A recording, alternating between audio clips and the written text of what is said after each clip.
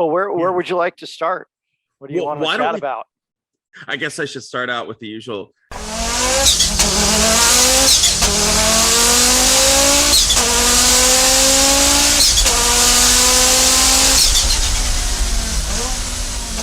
Justin Osmer, it's nice to see you. Yes. I don't even think we said who the hell you were yet. So if people haven't met you, that's a problem. Well, thank you for having me. I was honored when you asked me to join you on this. So I've been listening for a while. It's great stuff. But yeah, I think it's been since you were at Forza. You were at Fortitude. You were at Fortitude. Rest in peace, right? It's kind of basically gone, right? Yeah. They killed me. I mean, it was fairly dated last time I was there. I was like, yeah, I think this is over. They for whatever reason, I guess it's their assets, so they know what to do best with it, I suppose. But they merged it on the Vortex. Yep. And so I guess the URL just points back to Vortex. Everything's on the forums now. The blog got pushed to the forums. Yeah. Galleries are all gone. Like what I took enjoyment in the site is no longer there. So it's it is what it is. Well, I was going to just start off by saying, blow a little sunshine at you. Excellent job with the magazine, man. Thank you. Quattro Club magazine is like 5,000% better than it used to be. And you guys have really raised the bar. I enjoy getting it every quarter, and it's awesome.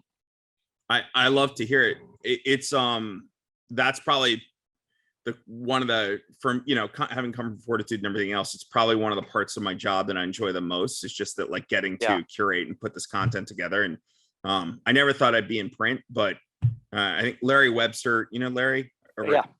Road Larry, Track and Haggerty now. Yeah. Haggerty now.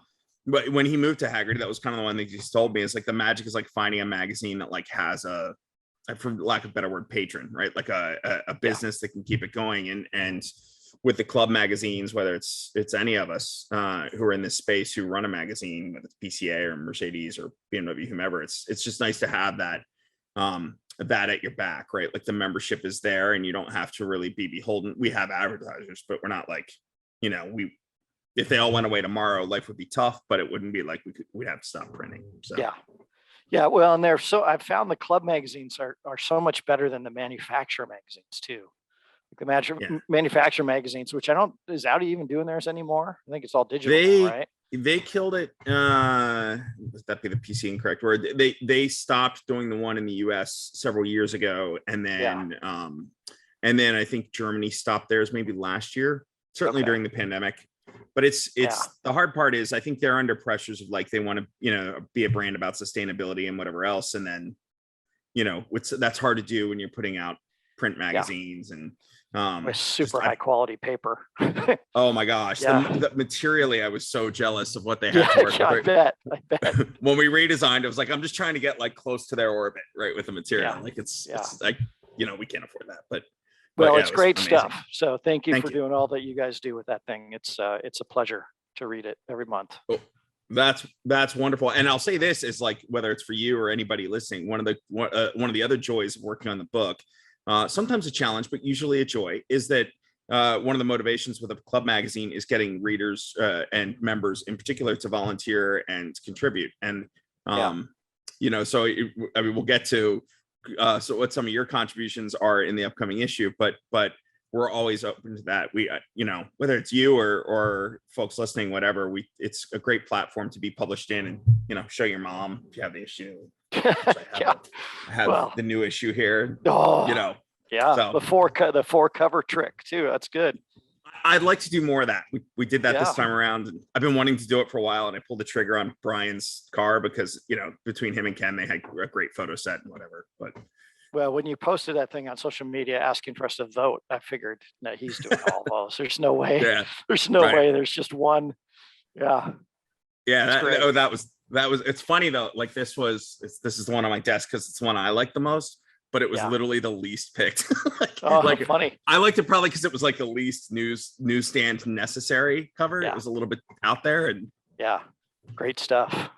So I'll start by saying we're going to get to like our main reason for talking is not main reason, but one of the main reasons for talking, and certainly why you're in the next issue of the magazine is a trip you recently took in your car We'll get to Yeah. that. Okay. Could we start out by maybe, like you mentioned earlier, I met you first when you were working for Forza. But I'm going to guess your car enthusiasm goes much further back than that. So yeah. Can we get like the quick up to speed on who you Sure. are and where you come from?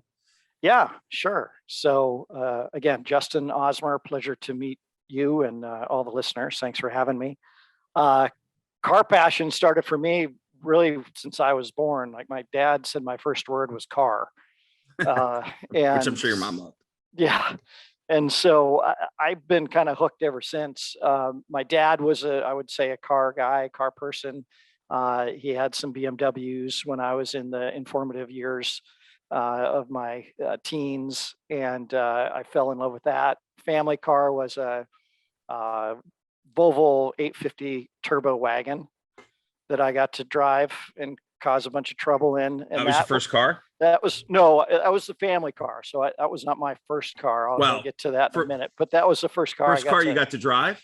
Got to drive. Yeah. Got to drive, got to push, did a lot of stupid, crazy things with that car, but that also started sort of my love, I think, for wagons as well. And we can get to that later, but so yeah, longtime enthusiast, avid reader of every magazine I could get my hands on.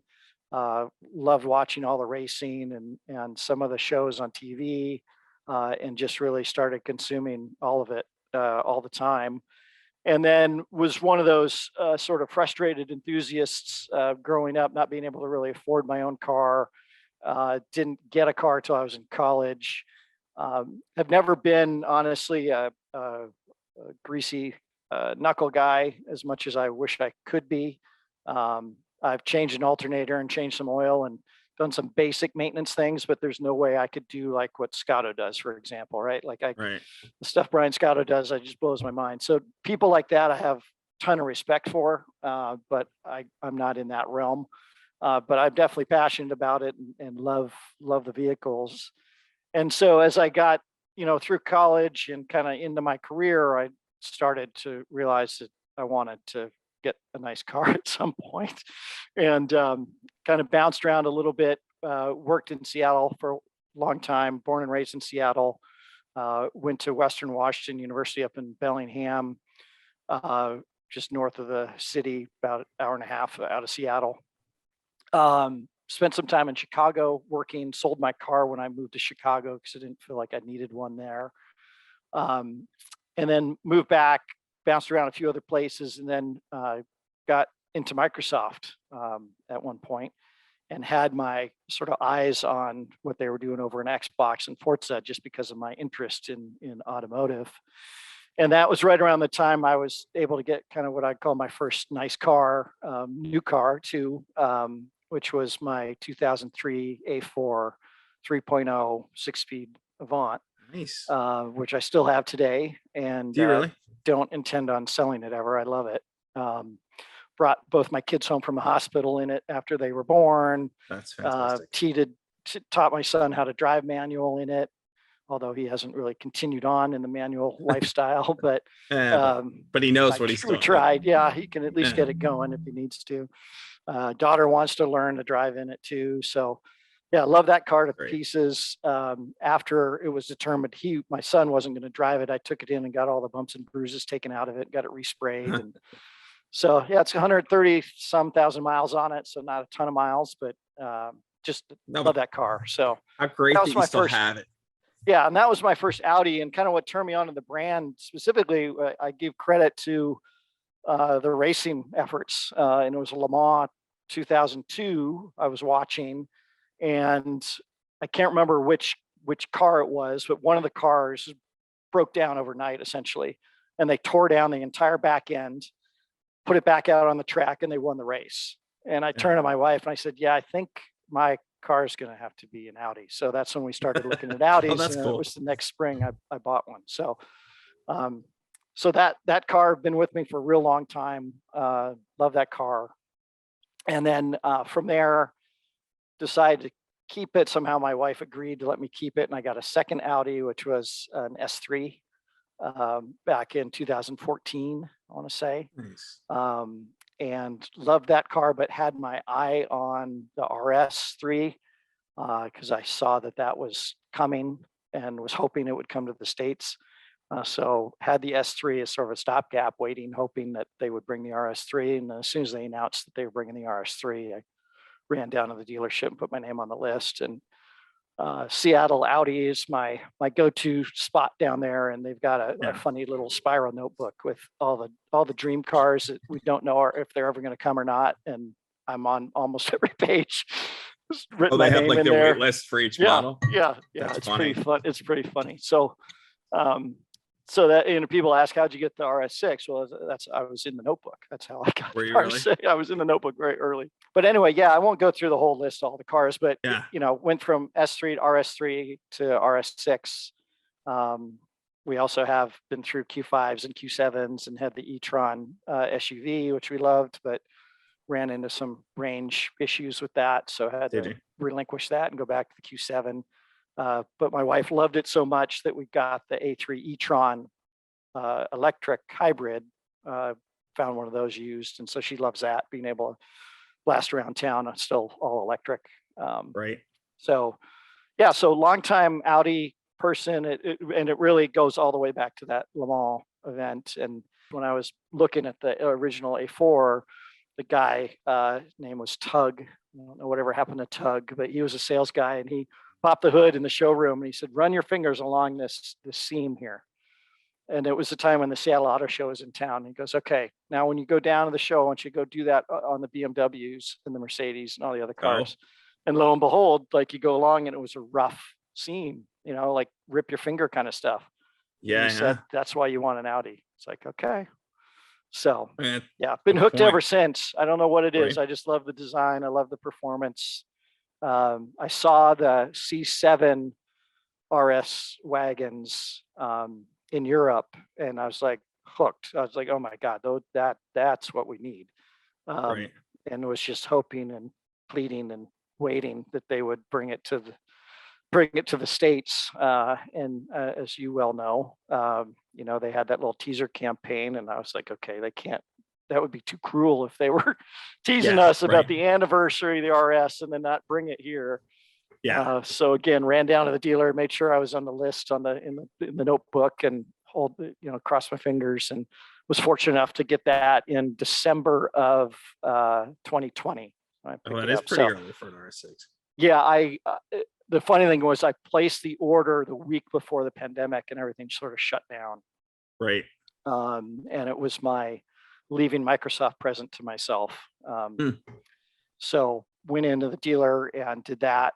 And then a week later, everything shut down. And then originally was going to get the car in August, but then obviously because slowdowns and everything else, it showed up in December. And was going to take, as soon as I got it, was going to take a road trip with my buddy, decided to wait on that, but we pushed that out too and waited through the pandemic some. But absolutely love the RS6. And I think if they brought the RS4, I would be tempted just because I like the size. But I think, can I tell you, I'm in the same place, right? Like I traded an S5 Sportback on my RS6, and I love the RS6. I do, but the size of that S5 Sportback was just so. Like, I wish they would do. If they were going to build an Audi just for me, it would be like an RS5 Avant, right? Like the Sportback, but with like the lower roof line. I just love the proportions of the 5 better, but the long roof would just be, that'd be about perfect. Although I'm gonna just deal with it in this RS6. No sympathy for you or me. And tribute edition too, man. That was quite a find. I was like, oh, look at him. That was such a lucky, and that helped me sell it. But the car turned up on, for those who, if you want to know how to replicate what I did, should it happen again. I was thinking about same thing, like COVID, whatever. You only live once. Maybe we should do this, right? Prices are kind of insulated on the RS6. Had kind of been talking to my wife about it, and we were thinking about ordering. Maybe I should wait for the facelift. And then this thing pops up at a Jag dealer in LA. And it was listed as Navarra blue, which is the color you have. Which is a standard color, and it was basically its original sticker price with 5,000 miles on it. So I called them. I had a friend go look at it as soon as he would. Dennis Pomarkov, who shoots for the magazine. Dennis is on FaceTime and he's like, I could see the sales guy in the background and he's looking at it and he goes, I don't think they know what they have. And I'm like, shut up, Dennis. Don't say anything. Yeah. Yep. And but we made it took like a week and a half to get the deal done. And I thought surely somebody's gonna swoop in and grab this thing, and nobody did. So yeah. That's great.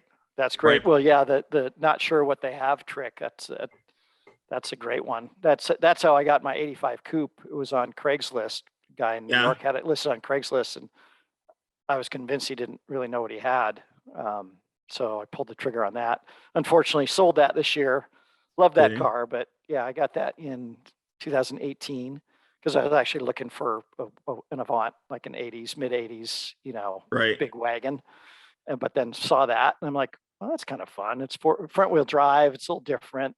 Everybody thinks it's a quattro, even though it's not. Right. So I enjoyed the analog experience of that car tremendously and found a bit of a gem and just sort of maintained it and kept it going. And but I just wasn't, with the pandemic and everything else, I wasn't driving it enough and I had to store it somewhere else and it was costing me money. And it's like, yeah, I gotta unload that. The car math in me was happy because I got more than I paid for it. But then my wife's like, yeah, but how about that year storage and all the other? I'm like, no, that's not part of the equation. We don't count that. Yeah, it's not part of it. Yeah. Insurance, no. Yeah. No. Yeah. So yeah, I'm excited to see what they do with that electric, platform they announced and teased with us. I mean, it looks pretty good. That A6 electric Avant looks really nice. I gotta say that's. Yeah. I would hope that we're helping blaze some trails with the wagon, and they'll be interested to bring that here, but who knows? I know the estates are a tough sell. I wonder how that plays out though, right? Like when I was watching, now granted, I bought last August and the market was up, but not like it is now. Yeah. And it looked like the RS6s were holding their prices better than RSQ8 or RS7 at that time. I mean, everything's so inflated now, who knows? But like residuals is what it's all about. And so if the A6 holds or the Avant holds its value better, maybe they'll continue to see reason for it. I don't know. I can only hope. Yeah. I'm trying to do every reason in my head and talk about it on this show. So the product planners like it out here, like, oh yeah, we should totally do that. That makes total sense. Yeah. Yeah. Well, and I'm hoping social media helps too. We just flood them with messages and heart emojis and stuff to just say, yeah, we like it. Yeah. Bring it. And I've got to believe that range will be better because the tech is just getting better, We did I think that's what PPE or whatever the new platform is for electric for the bigger, more luxurious than what MEB like ID Buzz and Q4 is on. Yeah.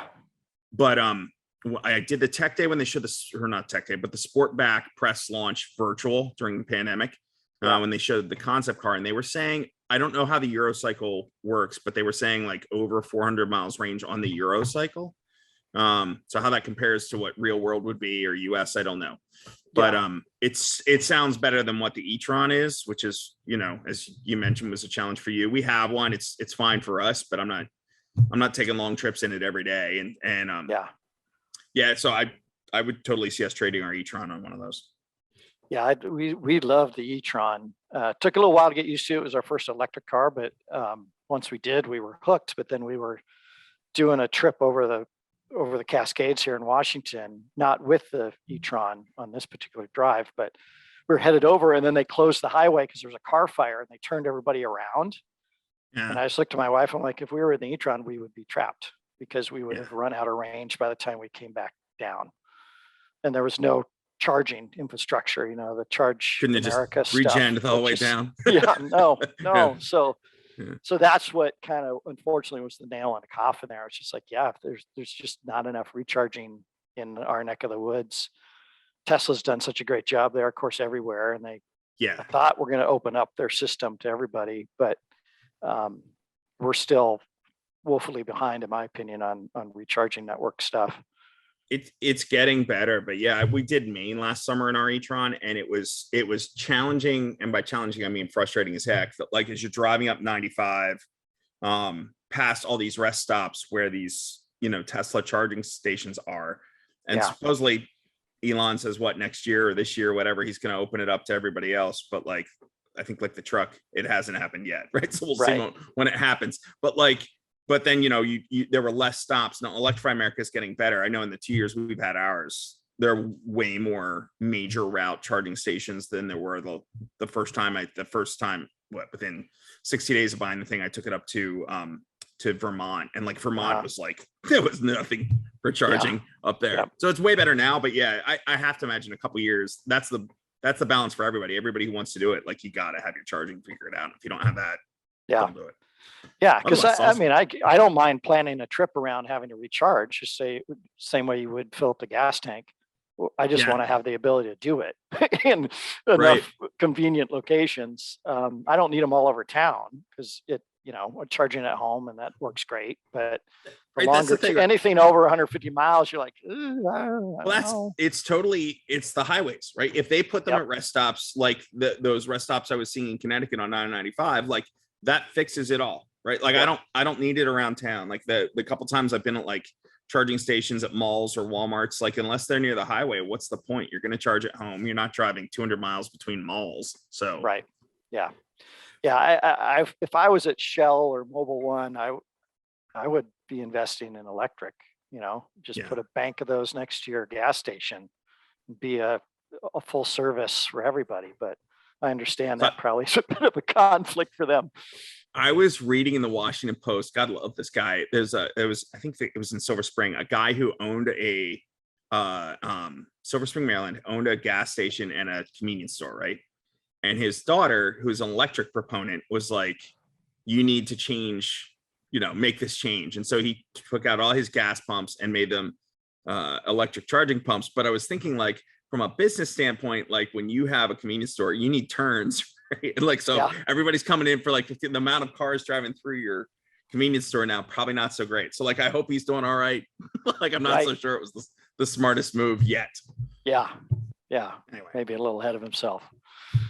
All right, so we could go all on about e-tron and everything else, but I do want to make sure we get to your trip, which is the main point of this. Sure. But I'm sure most people would be at least a bit curious about your time at Forza and kind of, could you explain that a little bit more? Sure. Yeah. Sorry, I got all wound up on the cars and forgot about that. No. Yeah. So we're gonna do a lot of that. Weaseled my way into Microsoft.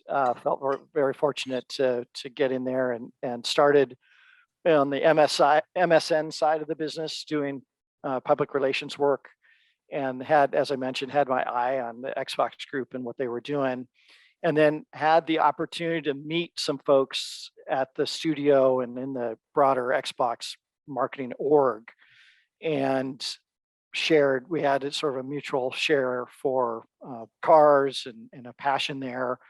There was a local race team in Seattle that was running the Daytona 24 hours for Children's Hospital. So basically every lap they would donate money to Children's Hospital. It's now grown into, I want to say it's the heart of racing. You'll see that on a lot of cars now these days.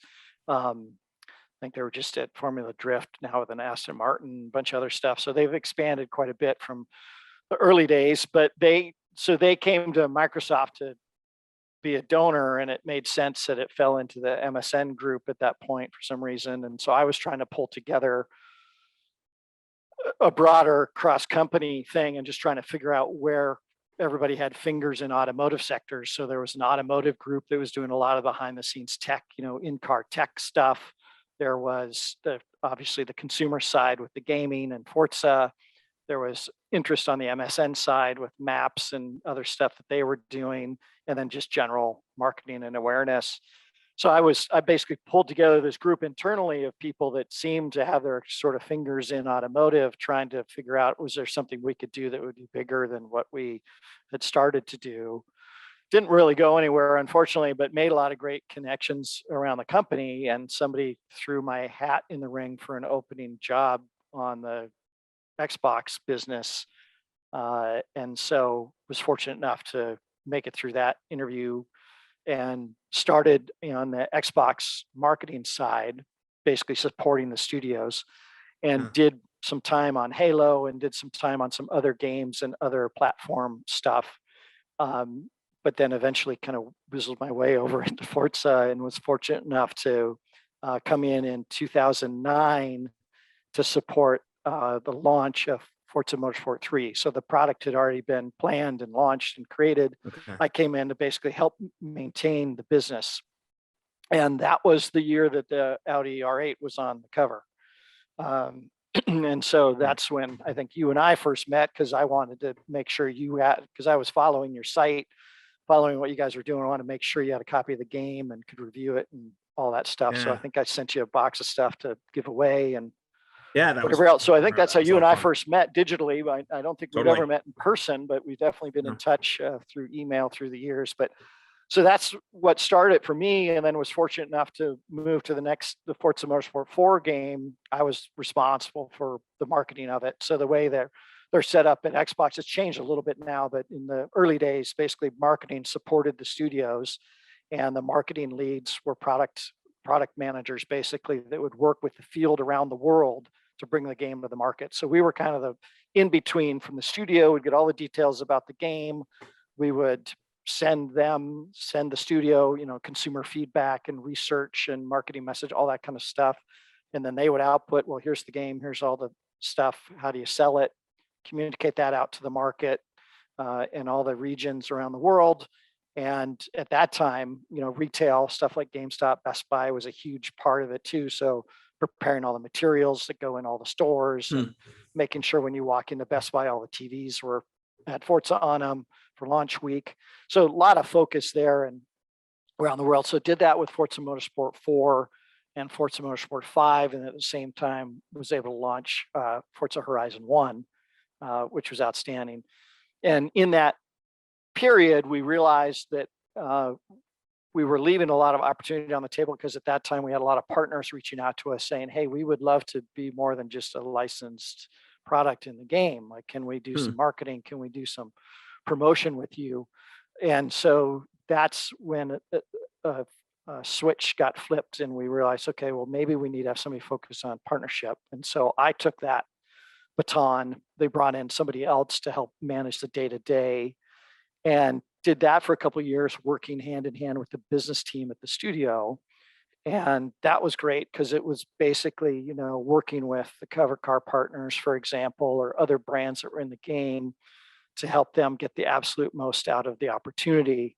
But then also for us at Forza to then leverage their audience and reach more people and help grow the game. And then Horizon sort of took off.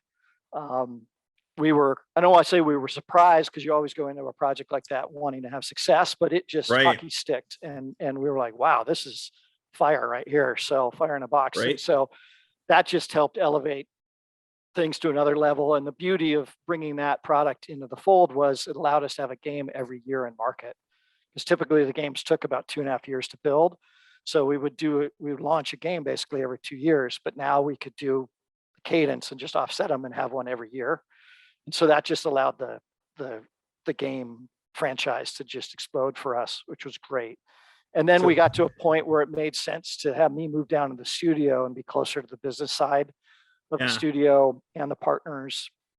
And I was a bit of a fish out of water in the marketing org at the time. So transitioned down to the studio and helped negotiate bringing in other partnerships like Hot Wheels and James Bond and things like that, to help elevate the brand and get us more audience and more attention. So did that for a number of years, had a great time. And then in 2019 decided it was time to take a break after 15 plus years of the company, to just take a little breather, spend some time with my kids. My son was getting ready to go to college and had some other personal stuff I wanted to take care of. So just decided to take a break. And then unfortunately, a couple months into that break, the pandemic happened, which threw a few of the plans sideways. But, so that was that. And then we can circle back. I know you have some questions, but just real quick, took that year off. Had a number of people reach out to me over that year saying, hey, could you help me with this or that or other thing? And so I thought, oh my gosh, maybe I should hang my own shingle and try my own thing. And so in early 2021, I founded my own consulting company called Turn-In Point Consulting, basically supporting the automotive sector with partnerships, with marketing, and with game strategy. So people that, know they need to be in gaming or want to be in gaming, but don't know how or don't know what, or they're already in gaming and just need some help honing that in, or just working on developing partners and partnerships or sales or whatever. So Is that automotive, or is that pretty much anybody who automotive? thinks... Yeah, I'm trying to stay automotive just because that's where my passion is, and that's where Right. most of my contacts are. And so far, I've been able to do that. But happy, would expand if I needed to other sectors or other categories. But automotive has been keeping me busy for the most part. So yeah, so a little ways into year 2 of that venture, and it's going pretty well. Doing some work with Grid Life right now, which is a pretty cool amateur racing organization that does a ton of great events around the country. Yeah. And they're putting together a really cool event in August.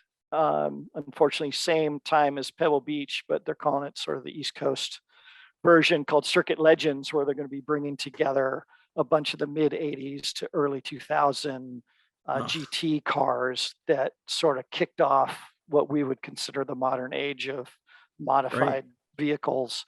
And then they'll sprinkle in their Grid Life stuff on top of it. So there'll be Time Attack and a bunch of other on-track activities. You said it's conflict with Monterey?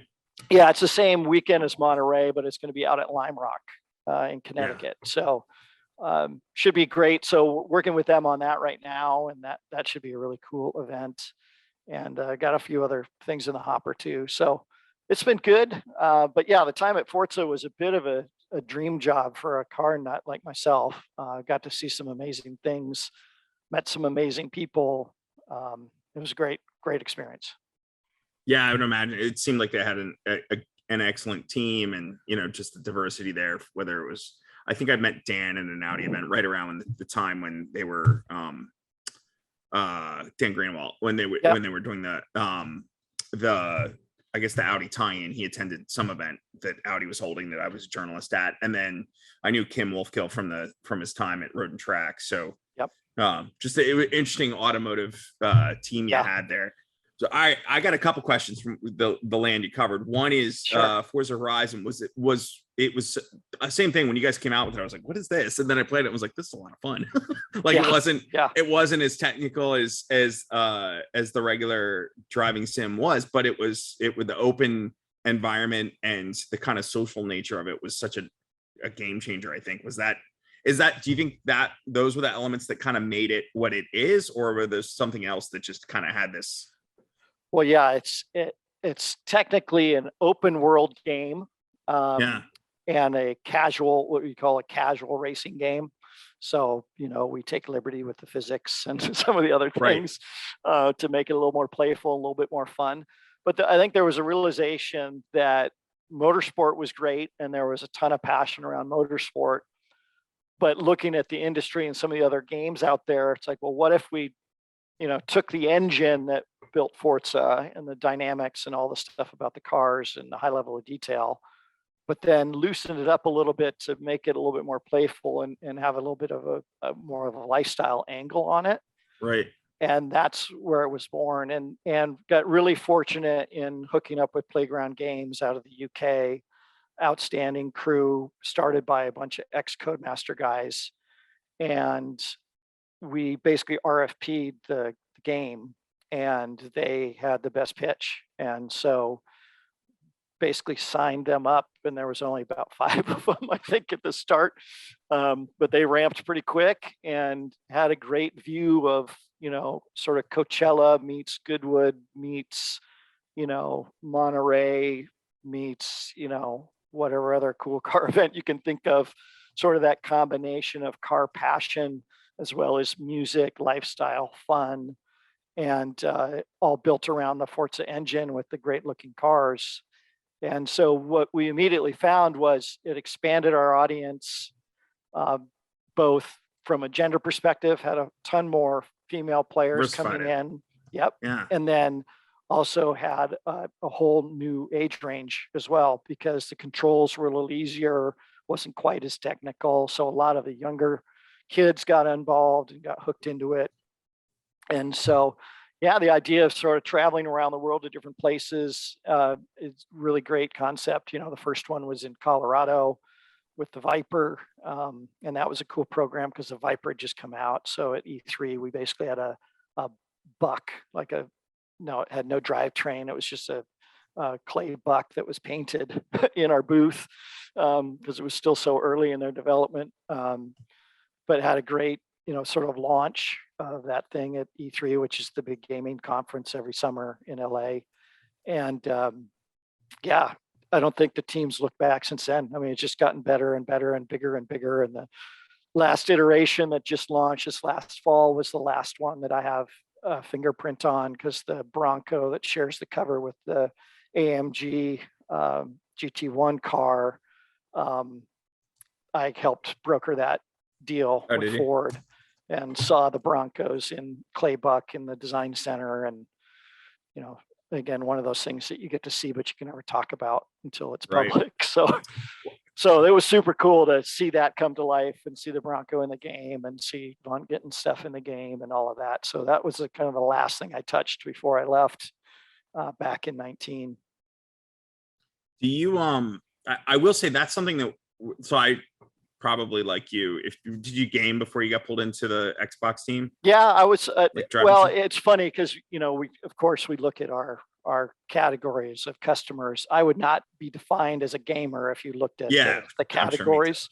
Sure, but I definitely played games, but I was not playing all the time. I had, the first PlayStation, played the original Gran Turismo, all of that. So that's where I was going with that. Is like that. I think one of the things that drew me into Forza when it came out was like you said or something earlier. I find it very similar. Like, and I tend to point to Matt Farrow when I hear this, like try and liken it, because I think he puts it best, which is like, I can do other stuff really well, right? Like I can run a website, I can do all these things. Wrenching cars, I don't do so well. So like I let other people do that, and I stick to what I do well. But what I thought was so cool about the first Forza was like, you had this ability to, or I don't know if it was Forza 1. I'm trying to remember when all this would have come into play. You could probably tell me better. But like when you could do, not only do settings and sell your settings for like suspension or whatever else for a particular car in the online kind of exchange, but you could also do liveries and designs that, like I remember that 2009. I actually pulled this up because I had while you're talking here, this thing, the 2009 R15. Oh yes, yep. I had one of these models. It's actually over here in my office, so I just don't want to go off screen to get it. But like I have one of these models. It's like that livery is impossible. But you guys had the car in the game, but not the Le Mans winner. So I basically like rebuilt the Le Mans winner, which I don't think this is, and I like put it in the store, and like it was just the cash cow, right? Like it would just keep making cash, and I could buy more cars. Yep. And it was great. But where I'm going with that is it like turned on, it's one of the challenges we face at club, right? Where traditionally in club's core is high performance driving events and driver education, and that always will be. But trying to turn on, especially younger kids who are like maybe more visual into photography and other things, like you can hit on that. And I'm sure Horizon just amped it that much more, where you had multiple interests going into this game that wasn't just about setting up a car for a fastest lap time.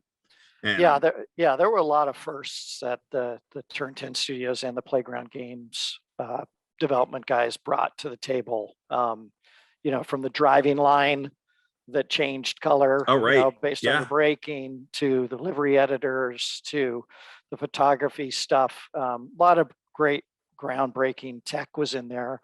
Again, to expand the audience. I mean, there was a time where we had people in motorsport and in Horizon that never drove or raced the cars. All they did was livery design, or all they did was tuning setups, and then they would sell those setups. So there's also a booming photography group too, where all they do is just go in and photograph stuff. They don't ever really drive the cars or participate in the online play. They just want to get in and be part of the community that way. And that's what's so sort of brilliant about Horizon, is just sort of expanded that idea of community. And I know they're putting a ton of effort into the next version of Motorsport, whenever that's going to show up, that will probably have a lot of those elements that will just continue to evolve to get more people engaged and, bringing more of it to life. Is it wild for you working with, you mentioned you're working with Grid Life. Grid Life almost seems like their model is like they looked at Horizon and were like, this would be cool in real life, right? Well, it's funny. They launched right around the same time their original Horizon launched. and it was actually, you mentioned Matt Farah, so we were on his podcast quite a few times. And when Dan and I were doing the media tour on Horizon, he's like, "Oh my God, guys, you got to go to this Horizon festival because it's just like the game." And he'd been out to it a couple times, and so I eventually met those guys and stayed in touch. We were never able to bring them into the game, unfortunately, during my time there. But yeah, it's basically Horizon in real life. I mean, it's celebrating cars, throwing in some music concerts, car shows. It's all there. But yeah, ironically, it started right around the same time. Did you ever get over to Wörthersee in Austria? No, unfortunately. So it's like the VW Audi tuning show. Yeah. I'd only gotten my chance, like I think while my business partner Vortex Jamie, I think did it 4 or 5 times. I only got over once, but it was amazing to me. And even from afar, when we would like work out coverage of it, right? Like we'd have a couple photographers, like the people who really, they'd been there from the beginning and they just wanted to stay away from the crowds now, which literally show up like 2 weeks beforehand and then stay for a couple days. And people would just kind of casually roll into like the main festival week. And while it wasn't like, I mean, they might have had concerts and stuff there too. It always seemed to me it was kind of like that, right? Like you roll around and the next day you might, roll up to like a lookout tower on a mountain or down to a lake or whatever. But you have all these very much like Forza, right? Where you're just kind of going and checking places out. And it always seems so magical to me because there really wasn't much like that here in the US. But so it's cool that it's becoming that. I mean, it's cool to do virtually too, but doing it in person. Yeah, it's just amazing. Yeah, the virtual stuff's just amazing. Like the car meets online and the people that would just get in Horizon and just go cruise together virtually was just really cool to see. And some of that was definitely intentional in the design of the game, but I think a lot of it was surprising just how much it got adopted and how much people really enjoyed it. So yeah, it was super cool. I have a ton of respect for all those folks at the studios and continue to follow them and love what they do. What you're doing with Turn In now, I guess I would ask the other thing is like this is probably far from, I don't know if you remember the earliest days with the car, with nerding out car wise, was it Need for Speed? I remember like early on these video games I would play on my PC in like college and stuff, right? Like where it would be like, I think that was one where the police chased you or whatever. That was a good one. The original one with the police, that was a good one. And do you remember this would have been like mid to late 90s. You could like go on, there were sites where you could download patches of like, I remember you mentioned your Volvo 850 T5. Like, I remember at the time I had an 850R and I found a patch somewhere online that I could plug into my Need for Speed and get like an 850R in the game, and was like, boom, like instead of Ferrari or whatever, like a cool Ferrari roof Porsche. I'm into all those, but like the reality was I could have my car in the video game and be chased by police and run from police at it. So like, I guess where I'm going with that is like, we're so far from that. And that would have been obviously all enthusiast driven, people just kind of modeling these cars out.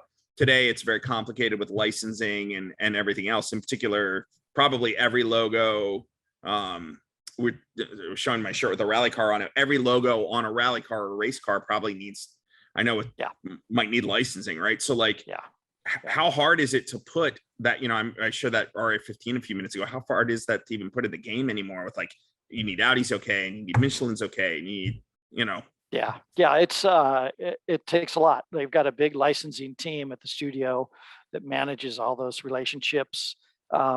It's in the certainly in the thousands of partners, and I would basically just work with like the top 25 partners, and that was kind of it. But then there was hundreds and hundreds after that of people that just, every single logo in the game basically needs to be licensed or approved. For a long time, it was the studio reaching out to pay a licensing fee to have those things in the game.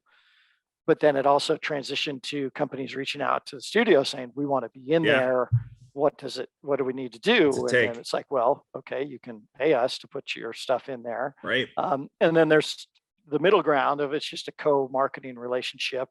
They're scratching our back, we'll scratch their back kind of thing too. So it came to a point where almost a tipping point where it went the other way, where there were more people calling to be a part of it and just trying to keep up with that loads of requests coming in. But you're right, trying to bring a race car into the game is a little tricky. took, back in the day, I think it's probably changed now in the couple of years I've been gone, but back in the day, it was basically a year to get a You're right. car, because they would source the car. We would get all the technical detail from the manufacturer. We'd get CAD drawings. We get all that stuff from them. Then we would go source it ourselves and get hands-on pictures, high res, hundreds of pictures, detailed stuff, all the way down to little bolts and things, to then layer on, the data they sent us, and then we build it all in the bespoke Forza engine to bring the cars to life. So a ton of effort goes into it on the front end, just from a development standpoint and then a performance standpoint. But then the liveries and the layer on top of that, another whole process that takes almost a year too. Sometimes you'll get a race team that has rights over the whole vehicle, or even a race series. For a long time, IMSA had basically control over the whole series. So they're like, yeah, those are all approved. And it was great. Yeah. And so every once in a while that will happen. But a lot of the time, especially a lot of the one-off older cars, you've got to go every single icon, every single logo on it. It's got to get chased down. And that gets tricky with some of the older ones. I can't think of an example off the top of my head, but some of the older ones that don't exist anymore, but they still have who do you licensing rights owned by some Telefunken Porsche or whatever? Yeah. Yeah. Like, who do you call? It's owned by some weird, offshore venture capital firm or something. There's just crazy stuff that you've got to chase down to try and get the things approved. And then every once in a while you can't get it approved, so it just ends up being a little white square on the side of the car. So that that happens too. Is that the brilliance of letting people create their own graphics? Like, so if I Well, create a little the bit, BBS wheels a logo, little bit, because it's consumer, user created Yeah. content. UGC is a little bit of a loophole there. But then, like your example too, allows you to bring in your your best example of what you're most passionate about too. So that's that was another opportunity there. Yeah. Well, thanks for I've always been curious of like how hard that is, and I miss it's tricky because you always, you want to have, the rule that we went by for a long time was you had to have 3 cars in the game. You had to have the car that you grew up with the poster on your wall of, the one that you were sort of your fantasy car. So for me, that'd be a Lamborghini Countach. Yeah. And then you need to have the car that's maybe attainable, but not quite yet. So you're like, you've got your, for me in high school, it was like, turbo something, so you're just like, okay, I've got my eyes on that WRX, I really want that, but I'm in the base model right now. And then you need to have the existing car that you own. So if you have those 3 cars for any player, then you sort of satisfy. So then all of a sudden the list goes, grows really big, real quick. And then you want to get the new cool cars, obviously, that are coming to market. And then from a partnership standpoint, we always wanted to get the ones that were launching. So like the McLaren Senna or the Porsche GT2 RS or whatever it is, we want to bring those into the game and celebrate them in a unique way and build out a big, cool program about, activation around it and all of that stuff. Totally. So the list gets very long very quickly. And then, some companies are a little easier to work with than others. And that gets to be problematic sometimes with negotiations around licensing and everything else. So it takes a lot of effort. It's the fans and the players. I think some of them understand it, but a lot of them don't, so you'll get all the feedback online about, well, where's this car and why is that not there? It's like, well, there's a long story that you probably don't want to hear, but we try our best and we get everything, get as much as we can in there. So I think the last car list I saw was well over 1,000 vehicles in the game. So for Horizon. It's pretty good. That's amazing. Yeah. And it's just cool to have the data. There was an example of, I want to say it was Alfa Romeo, maybe Fiat. There was a story, goes back years now, where they were basically building out some museum space and couldn't find the files for this one car, and we had sourced one, and so they asked us to give them files that they could then recreate some stuff digitally in their museum. Wow. And so you get to the point where you're building this amazing digital database history of all these cars, hands-on, that maybe there's 1 or 2 of them in the world now, so that becomes a really interesting concept too, where you're sort of preserving a lot of these great vehicles for future generations. I hadn't even thought about that side of it. Yeah. There's probably some sort of tie-in for you and Haggerty in that. I don't know. Oh yeah. I don't know. Well, Haggerty, they're doing some great stuff, and they just did I just saw they did a cool partnership with the new Gran Turismo that just came out, where they're doing real-time valuations of cars in your garage. Oh. So your digital garage in the game, they're doing evaluations of those, and some other cool stuff. So yeah, that's, it's good to be a part of the digital space for sure. Yeah. And it's a little bit, particularly in the older cars, right? It's a little bit easier to maintain it and run it digitally. Yeah, and own it, like even be able to drive it and right. Parts aren't obsolete in the digital. That's right. No, that's right. And you really get a sense of, that the physics have gotten really good, and the graphics are so good that it's, obviously you don't have what everybody calls the butt dyno, right? Like you don't have that necessarily feeling, but you have a lot of the other feelings. That and smell are the two tough ones. The butt dyno and the smell are the hard ones, but everything else, it's just like the real thing. It's pretty amazing. I think it's cool too, just because like it allowed me to, with the age my kids are at right now, I'm not in video gaming as much as I perhaps was a couple years ago, but like it allowed me to sort of like scratch my itch to like cars I'd love to own or modify in a particular way, and I could go into the game and do it and get it done where I couldn't maybe afford to do it otherwise. And well, I love, there was a guy who worked for Audi North America. I'm not sure he's with them anymore, but he was one of the guys responsible for the auto show work that they did, the bigger shows. And he told me he would go into Forza and play with the colors and then do like color combinations of the cars that he would then order to put on the show floor. Was his name Scott? I think it was it Scott? He's from California. I won't go into his full name. And then he went into the dealer side and like dealer support and some other stuff. It might have been Scott. Yeah, Scott. Well, I'm sure he wouldn't mind. If we're talking about the same person, Scott Reynolds is who I'm thinking of. Who I met him. He was at Audi of America, and he was in the auto show team.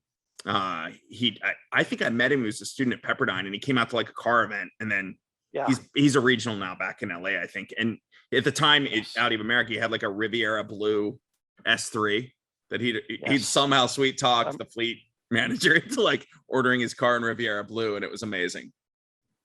Hold on, let me see. I've got this driving me crazy now. Yes, absolutely, Scott Reynolds. I had to look on my contact sheet. Scott Reynolds. It's been too long since I've talked to him.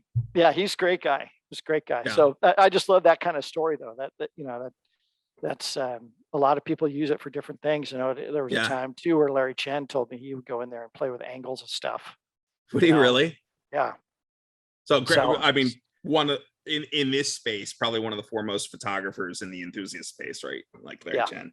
Yeah. And so he would go in and experiment with shots, whatever. Yeah, just like angles and distance and all of that, and he's super sophisticated with the stuff in the real world. But it was just cool to hear his stories about how he would go in the early days and fool around with angles and stuff.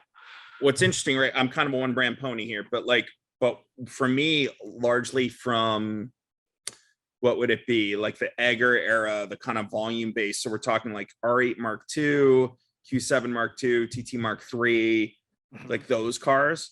Yeah, like they're interesting, but they're funny to me because it's certain angle. I'm thinking now as a photographer, right? You see it in the real world. I think you kind of generally find your line as to like what angle is cool for you, and you kind of stand there and take the car in, right? Yeah. But when you're shooting it, you're trying to guess what people will like find attractive. And what I found with those designs, because they were so volumetric based, was like, and there's so much going on with the shape that's like complicated that certain angles make it look awkward, but other angles it really pops. And like the R8 for me is like that way, the way the grill is sort of like the egg crate grill kind of like plays across that. Yep. Like if you get it at the right angle, and I find it's like, for me on those era of Audis, it's like kind of a close to front 3/4, right? Like, so you're getting that kind of depth that's along the curve, the sides, and you get the volumes where they really pop. But like, I'd imagine that's probably, I'm sure Audi isn't the only brand that's kind of had to, I don't want to say play tricks, but like kind of deal with the fact that like most modern cars are a particular shape for aero and, impact with pedestrians and whatever else. Laws, And then from there you're adding details, right? And Right. and things that make it captivating. And so or maybe just proportions. And I have to imagine that's probably what Larry's doing, Yeah. is what I guess. I'm certainly not even remotely in his his orbit when it comes to photography. I just play a moderately okay photographer online, but like but yeah. Anyway, that's interesting. Well, and then the last Forza story I'll just share real quick, just because we're on the Audi podcast, is I remember when the Horizon 2 came out and it was set in Europe. They have a bunch of traffic cars in there that are just run by AI. There's no players in them. And I was so offended that they had the B6 Audi wagon in there as a traffic car. I was like, come on, you guys. Like somebody wouldn't just be thinking that. Do that. Yeah. So then people right. just use it to punt them around the environment. I'm like, oh, this just pains me. But yeah, anyway, it's great times at Forza. Love what they're doing. Encourage everybody to check them out. Go grab a copy of Horizon if you haven't played it, and keep your eyes peeled for the next motorsport, because I'm sure it's going to be a knockout. I did touch on that Horizon a little bit. My daughter and I were playing it a couple of weeks ago. I gotta find dropped it out of the plane, and it's Mexico now, right? Yeah, Mexico, and it's absolutely huge. The map is just enormous, and the all the 4-wheel off-road stuff is super fun. You know, you can now just drive a straight line over everything. Just amazing. Yeah, off-road's definitely a thing now, right? Like it's an interesting play on the whole. I guess there's a whole generation coming up now, right, where SUVs have kind of been like the cars, you know, like everywhere. So I guess like seeing what people are doing with old, like, you know, Cayennes and Touaregs and Q7s and whatever it's probably only a matter of I think it was down at Porsche Club's Works Reunion down in Amelia, and they had like a whole line of safaried out Cayennes. Like that's where we are, and there's a whole generation that's more into that than the 911s and whatever else down the road. Yep, the overlanding stuff is huge, absolutely huge. Yeah. So speaking of overland, but probably over road, one of the reasons we're talking, right? Is you buy this RS6 and you decide to take an unforgettable road trip. Yes. So I, again, super just passionate about cars. Am not in a position to have a bunch of garage queen cars. Don't know if I ever will be. And if I did, I would fall in the Jay Leno camp of driving them all, you know? And so I knew that this car would be somewhat, I don't want to say exotic, but it's, you know, it's not an everyday car. The RS6 Avant. But I knew I'd want to drive it. And so immediately started planning. Buddy and I, we went to the first camp all road that they did in Colorado Springs, Colorado, a number of years ago. We had a great time. So we drove my A4 out to that with my buddy Charlie from college, and he shares the same passion around cars, also loves a good road trip, is a musician, so has a really good robust playlist, which is important, and likes to bake cookies, which is a good snack. So he was a great companion. So we had a great time just doing that blast back and forth Colorado Springs and sort of introducing him into the Audi nerdism. And so we'd always talked about, well, where's the next road trip? And it took us a number of years to kind of pull one together. And we thought, well, where would we want to go? And then we started thinking, well, what other road is more famous than Route 66? And we both like photography. We both like, you know, open roads kind of stuff. And so we started doing some research. We thought this might be it. And so then I sort of aligned it around, well, I'm going to get this new car. Let's take that car. And so we were all in. We were starting to plan. Just before I ordered the car, we were starting to plan. We had breakfast. We laid out the map. I've got the map behind me. I hung that up for you today. Oh, nice. Started planning everything out, and then pandemic. So we're like, okay, let's wait and just see what kind of happens here. So we basically punted it a couple of years to last year. So September of 2021, we decided to hit the road and experience the mother road. So my wife was like, well, why aren't you, it starts in Chicago, goes to Santa Monica. And my wife's like, so are you gonna fly to Chicago then and drive down? I'm like, no, because I'd have to ship the car out there. So of course we're gonna drive the whole thing. You know, she's like, you are absolutely crazy. And she thanked Charlie because she would never do such a road trip. So she was thankful that I found somebody who would and loved it as much as I did. So we decided to do the whole thing from Seattle and just do a big circle. So went from Seattle, Chicago, Santa Monica back to Seattle. It was 5,600, just a little bit over 5,600 miles. Did it in 11 days and did 19 states, I think it was. Wow. And it was tremendous. Like it far exceeded our expectations. The car was wildly comfortable and great to drive. We went into it not wanting to do like a cannonball-esque kind of thing. We were not going to break any speed records. We didn't want to do that. We did want to open it up every once in a while, wink, wink, but we didn't, we didn't intend to just blast through the whole thing. But we also didn't have like 2.5 or 3 weeks to do it. So we knew we'd skip some stuff that probably we would have wanted to have seen. There were portions at night where we drove, for a couple hours and missed some stuff just to get to the next big town and that kind of thing. But right. For the most part, felt like we saw everything we wanted to see. I was nervous going in, admittedly, about the tires, just because they're hard to get for that car. And I was worried if I was to have a puncture or something worse, what a pain that would be. Considered buying a spare to bring with me. Ended up deciding not to do that because I thought I might jinx myself. So didn't do that. Unfortunately, made it no problem at all with the tires. Even got off road in Texas at one point, Did you really? where the route turns into dirt. We're like, well, it's quattro, might as well just keep going. So that was a great trip. I can go into a ton of detail for you if you want. I can tell some highlights. I mean, it was just a really outstanding experience. All right, so I would love to hear some detail or Sure. whatever. But I guess I'd say, so you had to make your way from Seattle to Chicago. Did you do? Was that pretty much just like a highway blast to? For the most part, yeah. And we wanted to. At first, we're like, well, let's do it in 2 days and just get to Chicago. And then we realized, no, let's not show up in Chicago exhausted. Let's pace ourselves so we've got the energy for the trip we really want to take. So we end up doing it in 3 days, and it basically, just a shot across I-90 for us, basically. Okay. So through Montana, I've got the map here. I can reference the map behind me as I'm looking at it. Yeah, so Montana, South Dakota, dip down into Iowa, and then over into Illinois. So we stopped in. First night was in a small town in Montana. Second night was Sioux City, Iowa. And then the third night was Chicago. And then that was the start point. And then had the chance, ironically, to meet somebody on Instagram who I'd followed for a long time. Ben from Audubon was with his dad on a baseball geek road trip. And they were up watching a baseball game, I think up in Wisconsin or something. And he had just put a shout out on Instagram saying, hey, anybody gonna be in Chicago? I was like, oh my God, I'm gonna be in Chicago. And ended up meeting him in Chicago of all places. With it, like we rolled into a town within an hour of each other. And so we met up on a rooftop.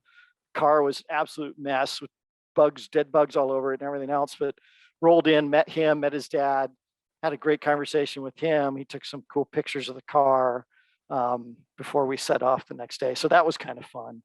And there were a couple other Audi folks that we tried to meet up with that didn't quite pan out, but it was good. So yeah, we just hit the road and headed out of Chicago, and the route is still, so it was originally, the history originally built in the 20s and 30s as a way for people to essentially escape the Dust Bowl and get west. So get out of the Midwest and go west.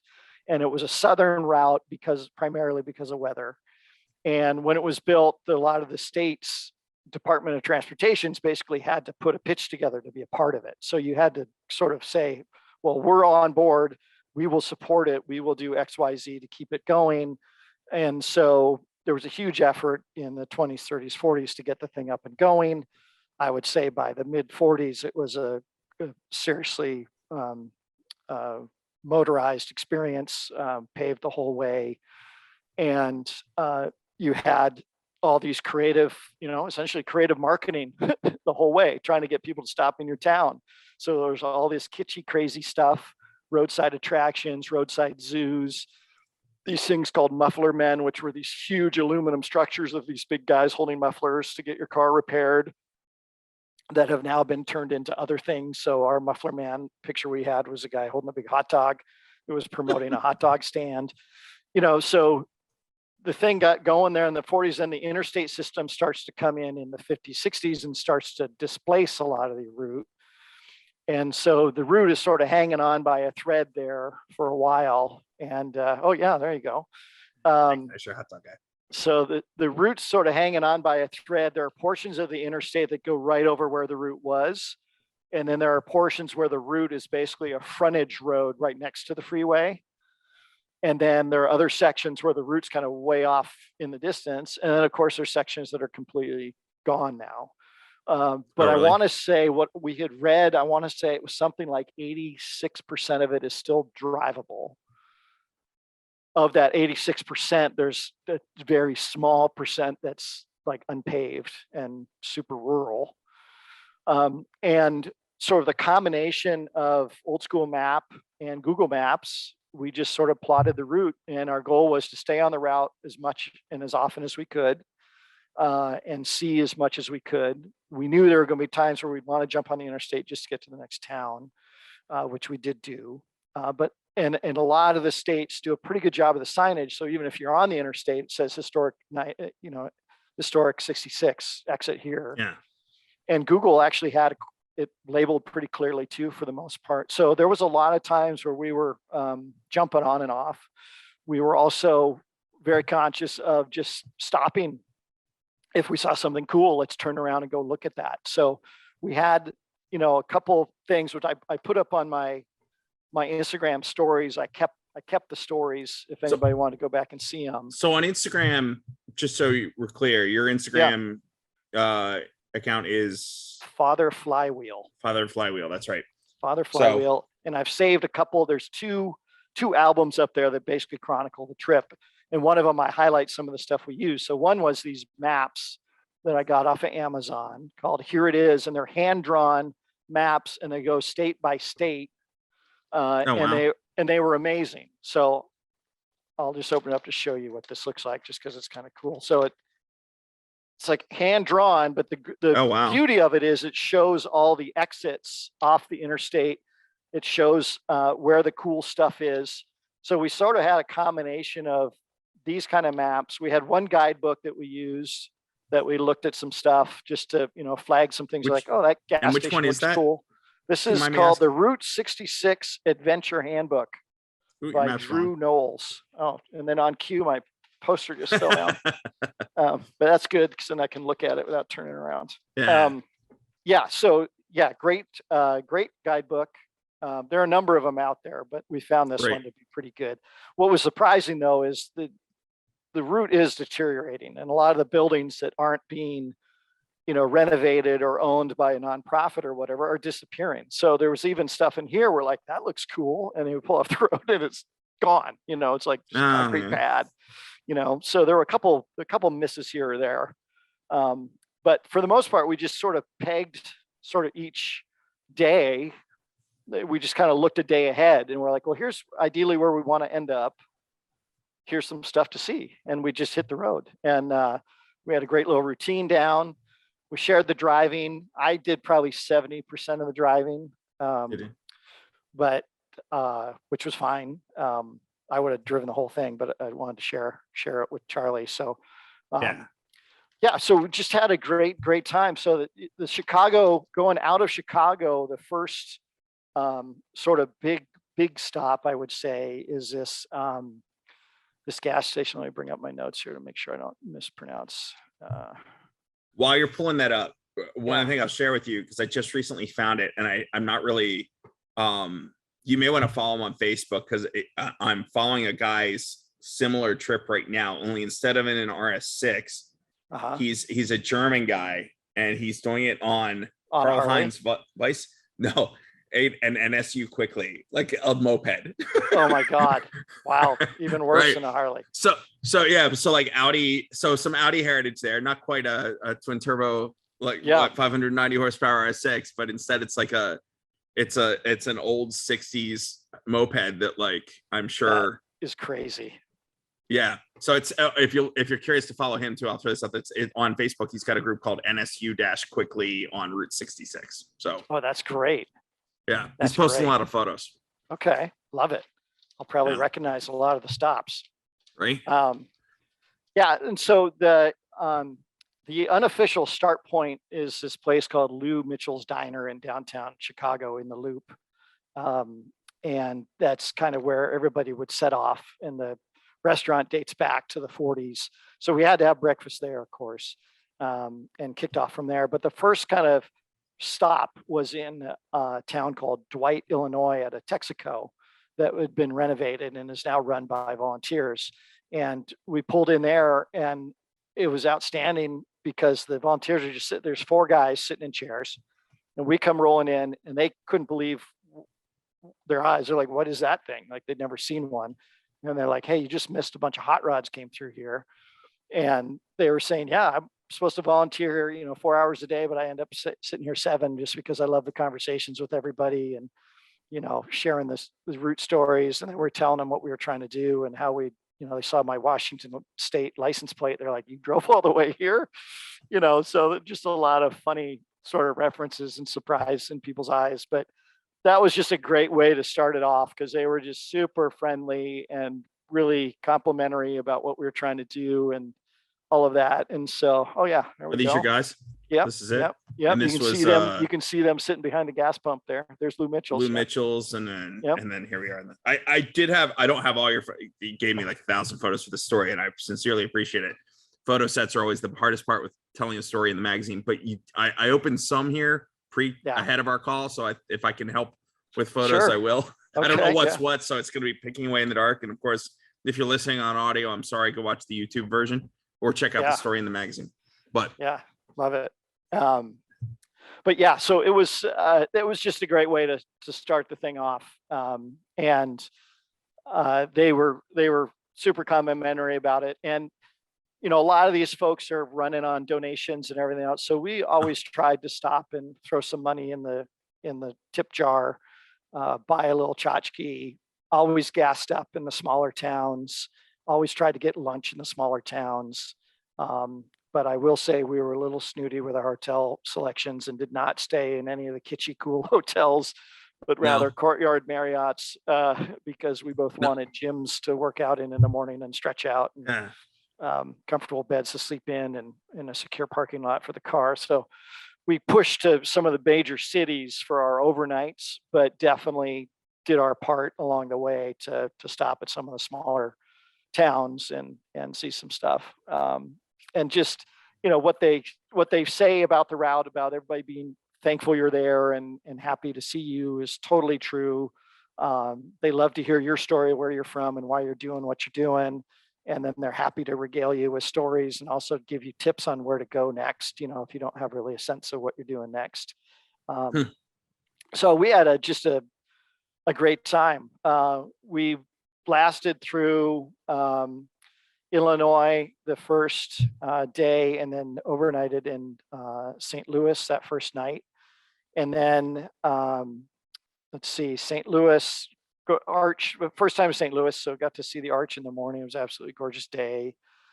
Weather, we got really lucky. I feel like going in the sort of shoulder season of late September was sort of right on the money, because everybody was back in school, so the roads weren't quite as crowded. There's still pandemic going on, but some cities were busier than others in that regard. But it was just great. The weather was great. I think there was one half day where we had some sprinkles, and that was it. Most of the rest of the time it was sunny and warm. And there were a couple overnight storms and stuff, but nothing that interfered with the drive at all. So felt really lucky about that, and obviously helped with the photography too. So had some good shots. And then one of the big highlights, first big highlight I'll call out, is on day 2, or technically day 5 of the trip. Paris Springs, Missouri, had an incredible called it Gary Pay's Gas. It's an old Sinclair gas station. If you're looking at the pictures, it's the one that's got just tons of stuff all over the place. Again, one of those places that, yep, there you go. One of those places that just is amazing. You know, it's run by a guy and his wife. They've kept the thing running and collect a lot of the souvenirs, but a lot of that stuff was there before. You know, there was that in that image you had up, there was that stone garage in the back that dates back to the 20s. And in that garage was just a bunch of like original spark plugs and just like, wow, just museum. It's like a museum. Like they just got up and walked away, you know, and it's all still there. It's they just incredible. Don't build buildings like that anymore either. No, it's no, amazing. that's for sure. So that was a super cool spot. And then from there was a quick little pass through Kansas, which I've got to mention just because of the entire route. Kansas is only 13 miles long, and it basically nicks the lower southeast corner of the state. Just teeny little tick, 13 miles, because the Kansas Department of Transportation folks advocated so hardcore that they wanted to be part of the route. They basically do this little blip through and that little 13-mile stretch was one of the best stretches we've been on, because as soon as you get on it, it's super smooth. And then it's stamped in the road every, I don't know, 1,000 feet. It says Route 66 in the pavement. And then there's banners on the light posts.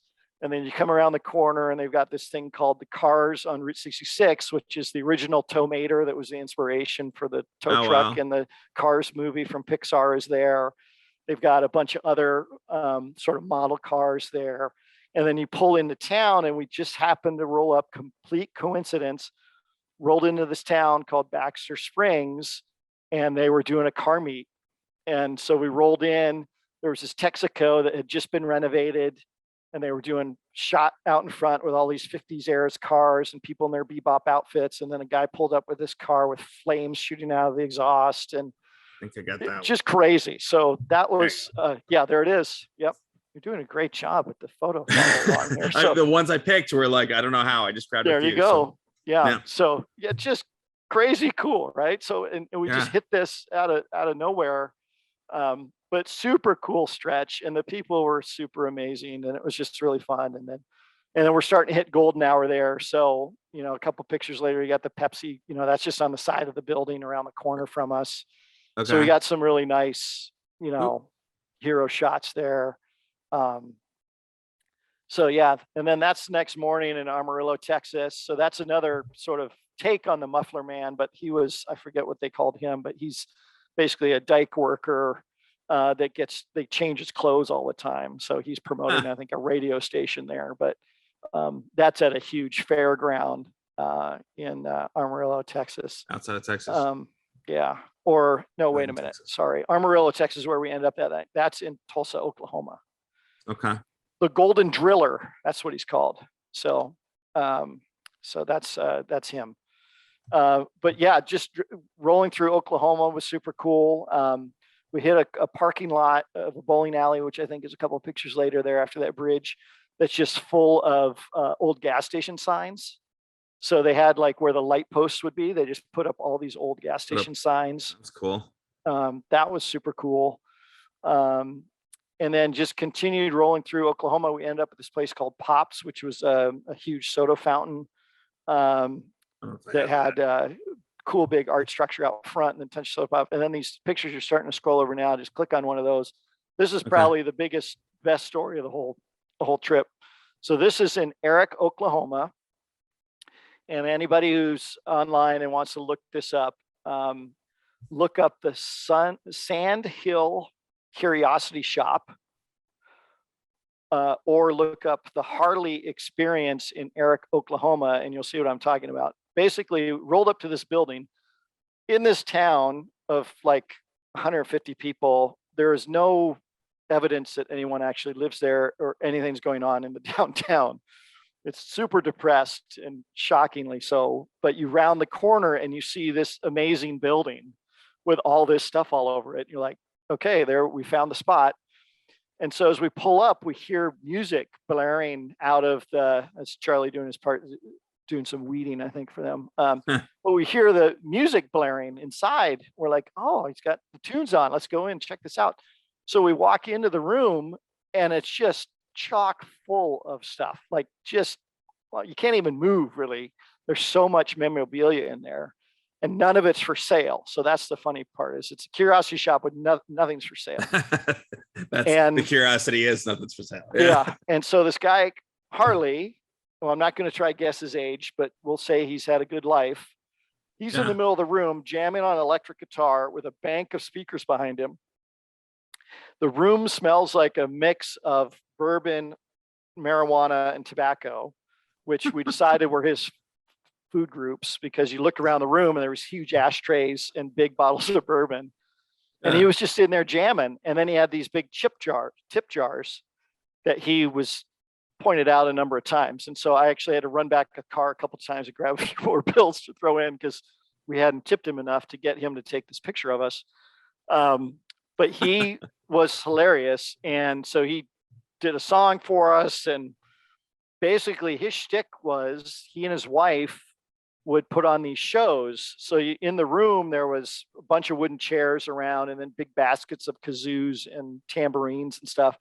And as he would tell it, what would happen is a tour bus would roll in, especially the ones from Europe, he said, were the best, because they tipped really well, but they also had the most fun.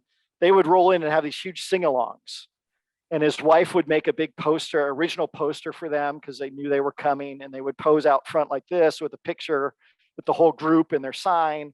They would go in and play a bunch of music. They'd do like a half-hour set, get everybody all worked up, pass a tip jar around, made hundreds of dollars in that sort of routine, and just had a great time. So they were basically, artists having this crazy time on this sort of a tourist trap location that was the only thing going in town. And so he unfortunately lost his wife to, I think it was cancer, a few years ago, but is still there rocking away, trying to keep the thing going. But the pandemic just killed him, because there was no tourists coming through and no tip jar. And so it was clear that he was having kind of a rough time, but the door's still open. Doors are open basically 7 days a week. And it's absolutely worth a stop if you're on the route. And then it's absolutely worth looking him up on YouTube, because he's got some crazy interviews and crazy music stuff that he's done. But that was probably the craziest moment. And so that one picture there, you had me in a hat. So I actually bought that hat 20 years ago when I was in Santa Monica. And so decided to give it to him. So I wrote on it, "Keep Jamming Harley," rewrote our names and the date, and hung it up in his room, because he had this one hat rack that had hundreds of hats on it. And I was like, I think this is where my hat needs to live. So signed that to him and left it. And we were on our way. But that was probably one of the bigger highlights, was Eric, Oklahoma. Surprisingly cool spot, and pretty amazing.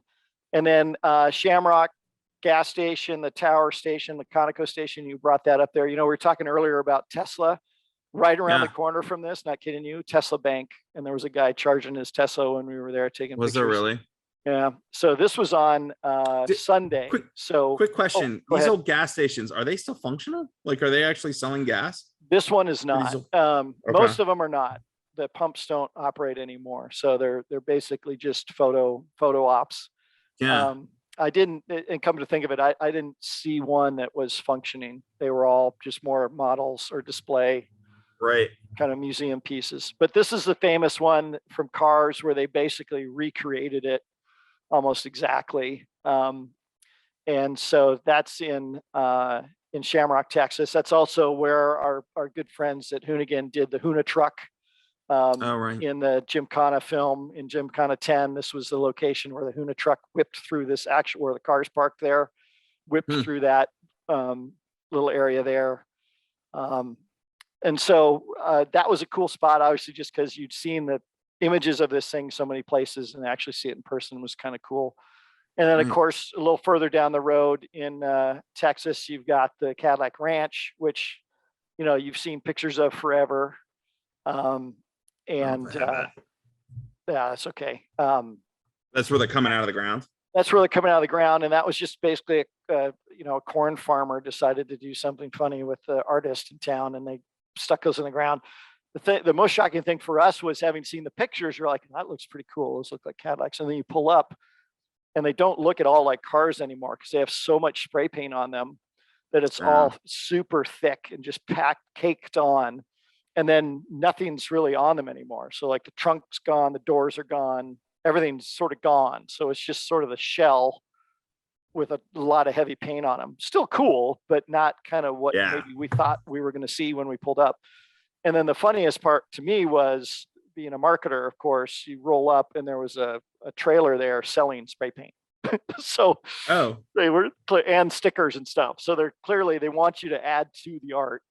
And so we of course had to buy a bottle of spray paint and add some initials to it. And nice. I had to buy a sticker for the moment too. But yeah, just that was a fun stop. And then motored on through Texas, hit a state line in Glen Rio, Texas, which was a ghost town, which was kind of cool. And then let's see, I think that picture, I'm looking at your pictures there. I think that's in, the Roadkill Cafe. That was kind of funny. I'm not sure where. This is still Arizona. Kingman, Arizona. So this was cool. Shot. And we thought we were like, why didn't every state do this? So we thought this was super cool because it was essentially, you see another car pulled up behind me there. It's basically just a roundabout. Okay. You pull in, get a picture, and keep going. And I imagine that all lights up at night with neon. Yeah, that's great. Yeah, awesome. It's like every state, and part of me was like, I should put together a fund to put one at every state, just because it was such a cool photo op and a great way to sort of capture the moment of rolling through. So so that takes us through into Arizona. But yeah, we were through Texas, New Mexico, a lot of great cool stops along the way. Went over the Continental Divide. Where's that? Which was cool. So Continental Divide is New Mexico. Sort of close to Klein's Corners. Truck stop was not necessarily the best truck stop I see in my notes here, but they advertise ice cream and there's no ice cream. So you took some pretty thorough notes. Yeah. I've got a map up here. Oh yeah, there we go. So yeah, to Macari, that was another good spot. There was some cool stuff there. And then, I don't want to bore you with all these details, but Two Guns, Arizona was super cool. So there's a sort of combination along the route. There's the places that are relatively pristine and have been, renovated and not modernized, but at least, kept intact. And then there are other places that are totally abandoned and left virtually untouched. I mean, there were sections in New Mexico in particular, a couple towns we rolled into, where the gas station, it looked like they just got up, walked up and left. Like in the lobby, there was still a rack with maps in it, and just abandoned. Like they just we're done, we're leaving. And it wasn't vandalized. It was just, some of them maybe had a chain link fence around them, but they just sat there like little monuments. And then the last example would be the ones that got damaged. So graffiti, whatever else. And so in this town called Two Guns, Arizona, that's been sort of adopted as one of the spots. So there's a gas station that's totally stripped of everything. It's just a structure now, but it has a ton of graffiti around it.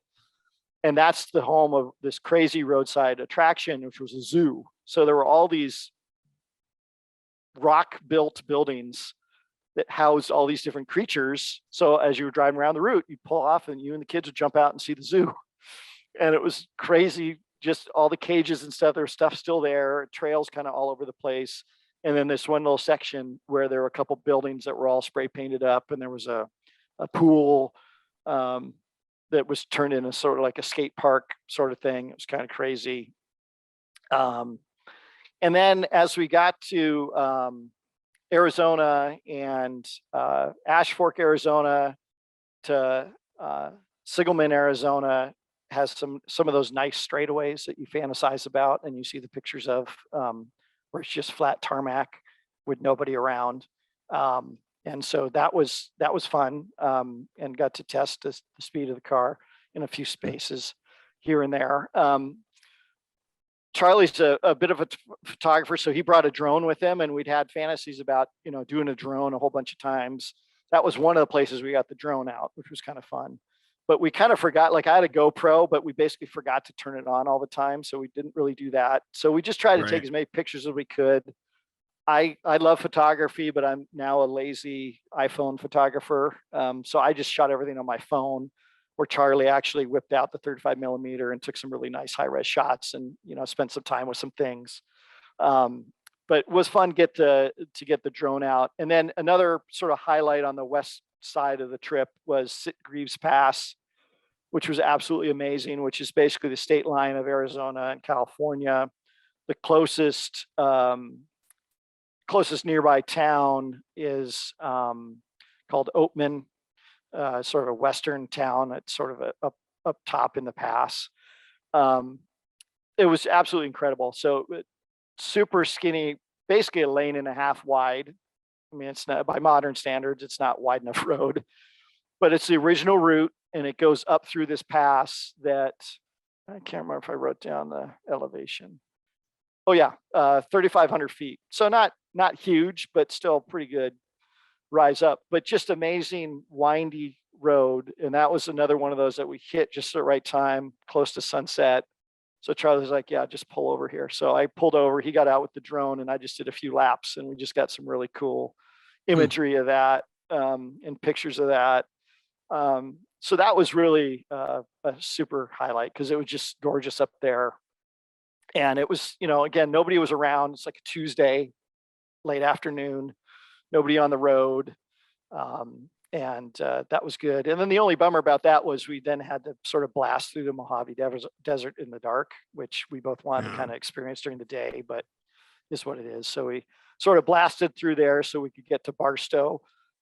And then we're in sort of the home stretch. So you're in California at that point, and that's when the route you get really lost, essentially. So the further west you get into California, it just turns into the spaghetti. But Barstow is sort of the last, there you go, sort of the last stop of sort of Route 66 era stuff that you can see. Some cool little towns, little donut shop you see kind of cropped out of the picture there in the background. Some cool little stuff there for sure. So we poked around there for a little bit. On the way further west, we came across the Bottle Tree Ranch, which is another cool thing I'd encourage people to look up online. That's in Orano Grande, California. And basically an artist took recycled bottles and then created these trees with really unique things at the top of them, just metal structures basically. So, and then put the bottles on them like tree branches. And then at the top, there might be a tricycle, or there might be a gas pump, or there might be just all sorts of random stuff. And it's just filled this property with them. And he's got this huge well to put donations in and other stuff. And it's open to the public. And that was a super cool surprise. We'd heard about it, but we didn't sort of ping it on our maps, and then we're blowing by and we're like, oh, there it is. So that was really cool. And then had to swing by the first McDonald's, which I saw you had an image of there in San Bernardino, California. That was a little underwhelming, to be honest. We were kind of hoping and it's not functioning anymore. It's basically abandoned McDonald's with pictures on it. So we're kind of bummed out about that. And then the Richfield gas station in Chickamauga, California was sort of the last Route 66 era gas station on the route until you get to the pier. And then we landed at the pier 4:45 in the afternoon. We couldn't drive down onto the pier. Anybody who's been to Santa Monica knows there's a ramp that goes down that like service vehicles and emergency vehicles can drive down to, but we couldn't drive down. So we pulled off, tried to get a picture by the top of the pier, parked the car, walked down, and there we go. Yeah, just you can see the road closed there. So that was a super quick shot. And of course, about as good as you're going to get, right? Yeah, the sun was in the background, and Charlie's like, "Oh, it's not the best shot, but oh well." We thought for a minute about pleading with the guard to see if he'd let us in, and just say we'd just driven the route, but decided it wasn't worth the effort. So, so super cool. So then we got there, and they were like, "Okay, well, it's still relatively early in the day."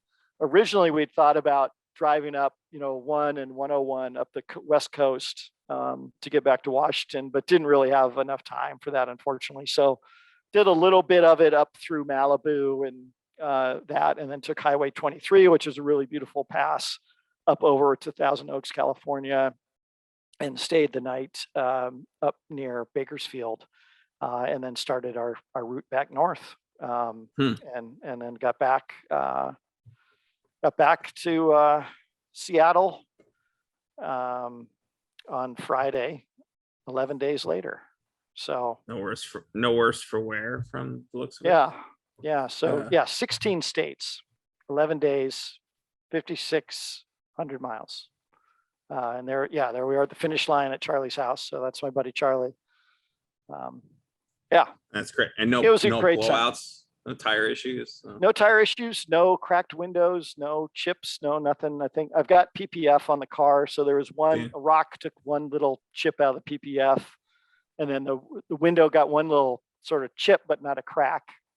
But I'm like, hey, I'll take that for 5,600 miles. Not bad. No speeding tickets. We drove with a radar detector, and that was more just for peace of mind. Again, we weren't really speed running, but it was nice at night when we were kind of blasting that we want to make sure we weren't exceeding too much.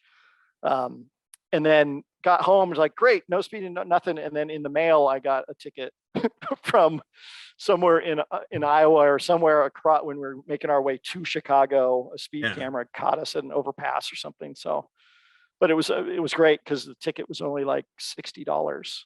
I was like, all right, that's great, take it.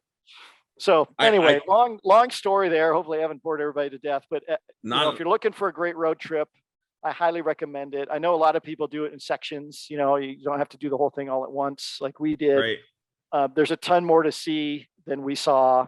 We definitely passed some of the more infamous things that you might consider Route 66. The fascinating thing talking to people along the route was the Pixar movies definitely put a resurgence back into the route, put a lot more interest back into the route. You see Cars references all over the place too. People with cars with the eyes painted in the windows, trying to attract people. So it was a bit of a boom for them when that movie came out, and definitely helped revitalize some of the towns. But a lot of them are hanging on. Some of them are doing better jobs than others as far as sort of promoting and hanging on to that kitsch and really owning it.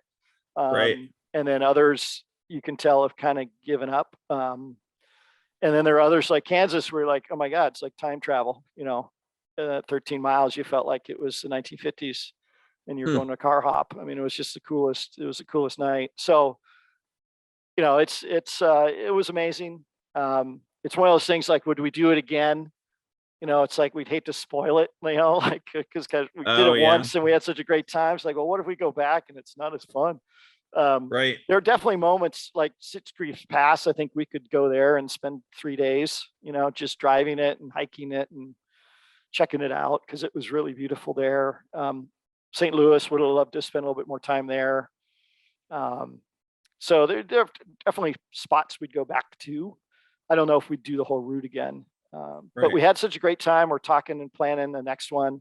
Probably not doing something this year as robust, but looking at 2023 to maybe do a corner to corner. So Seattle to Florida Keys, or, up the coast through Canada to Alaska, or up into Banff, or something. So the other ones I've heard thrown at me are like to do either the Route ones, right? Like the Pacific Coast or the one along the East Coast. I've blown down 95 so many times and it's kind of a boring drive, but when you get off and you go into some of those small towns, I'd be curious if you found, I read a book a couple years ago. I think it was called Psychology of Traffic. And I thought, I'm going to read this and I'll be the traffic whisperer, right? I'll be able to get through traffic that much faster. It was really more about how we interrelate with people in traffic. But in the beginning, in the intro, he talks about, I guess he did he was from New Jersey and they were going to drive across country with like his kid and his kid's friend. But what they did the Lincoln Highway, right? So leaving Times Square and then through, and I think the old Lincoln Highway, while it was originally planned to go to Lincoln Park in San Francisco, I think for the most part kind of ends and turns into interstate after Michigan.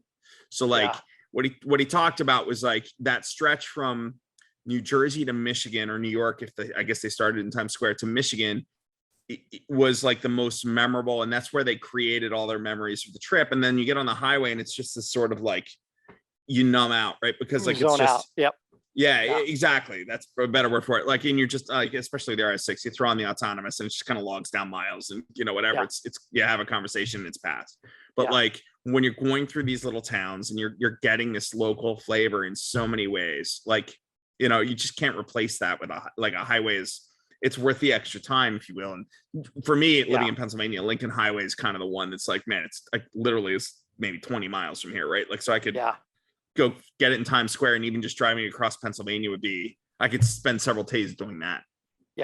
But, yeah, absolutely. Yeah. I mean, the interstates are great for what they're intended for. Right. Just quick point A to point B if you can deal with the traffic. But getting off the interstate was great. And to your point, when we were heading north on I-5 to get back to Washington State, it definitely it was a bit of a let down, because it's like, now we're only on the freeway. There's no, because that was great where we'd be on a portion of the interstate and then we see the route off, on a frontage road. We're like, what are we doing on the interstate?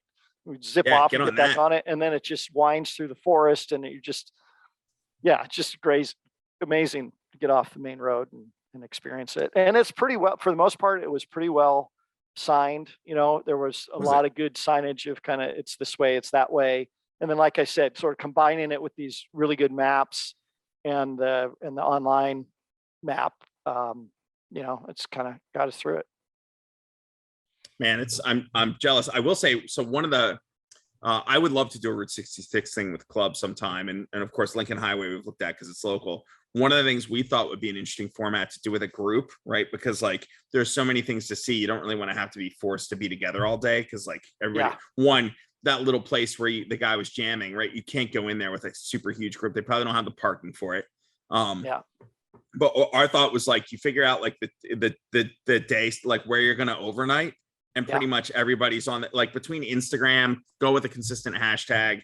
You can like, you can share in what everybody else is seeing, or maybe just like see throughout the day. Oh, Justin stopped here. He's ahead of us. We got to stop there too, or whatever. Yeah. Like, it's something I would love to experience as a group, but like singly, if you will, right? Like we've talked about it overnight at the hotel. But like totally. That would be a ton of fun. And it was also fun. I'm very much an amateur Instagrammer too. I don't really know what I'm doing, but it was the first time I started doing stories and used the hashtag RS6 on RET66. So RS6 on Route 66. And picked up some followers who were following along on the trip. And it was just fun to get comments from people along the way, that felt like I was sort of sharing the trip with them. And a lot of the Audi folks were reaching out to me. A lot of the RS6 guys were like, oh man, you're in California, you guys swing by and see us. And had we known you were coming, we would have planned to meet, and some of that stuff. It's like, if a little bit more time and planning could have locked in some stuff. But a lot of it, especially the last day and a half, we really didn't know what our timing was going to be. So it was hard to kind of commit to, I'll meet you at this time. But that would have been kind of fun to have a meetup somewhere along the way that was a little bit more formal and organized. But we had a great time. And like I said, met some fun people along the way. Yeah. Gosh, it sounds like such an excellent trip. Yeah, it really was. And as soon as we got home, we're like, oh, man, can we go again next week?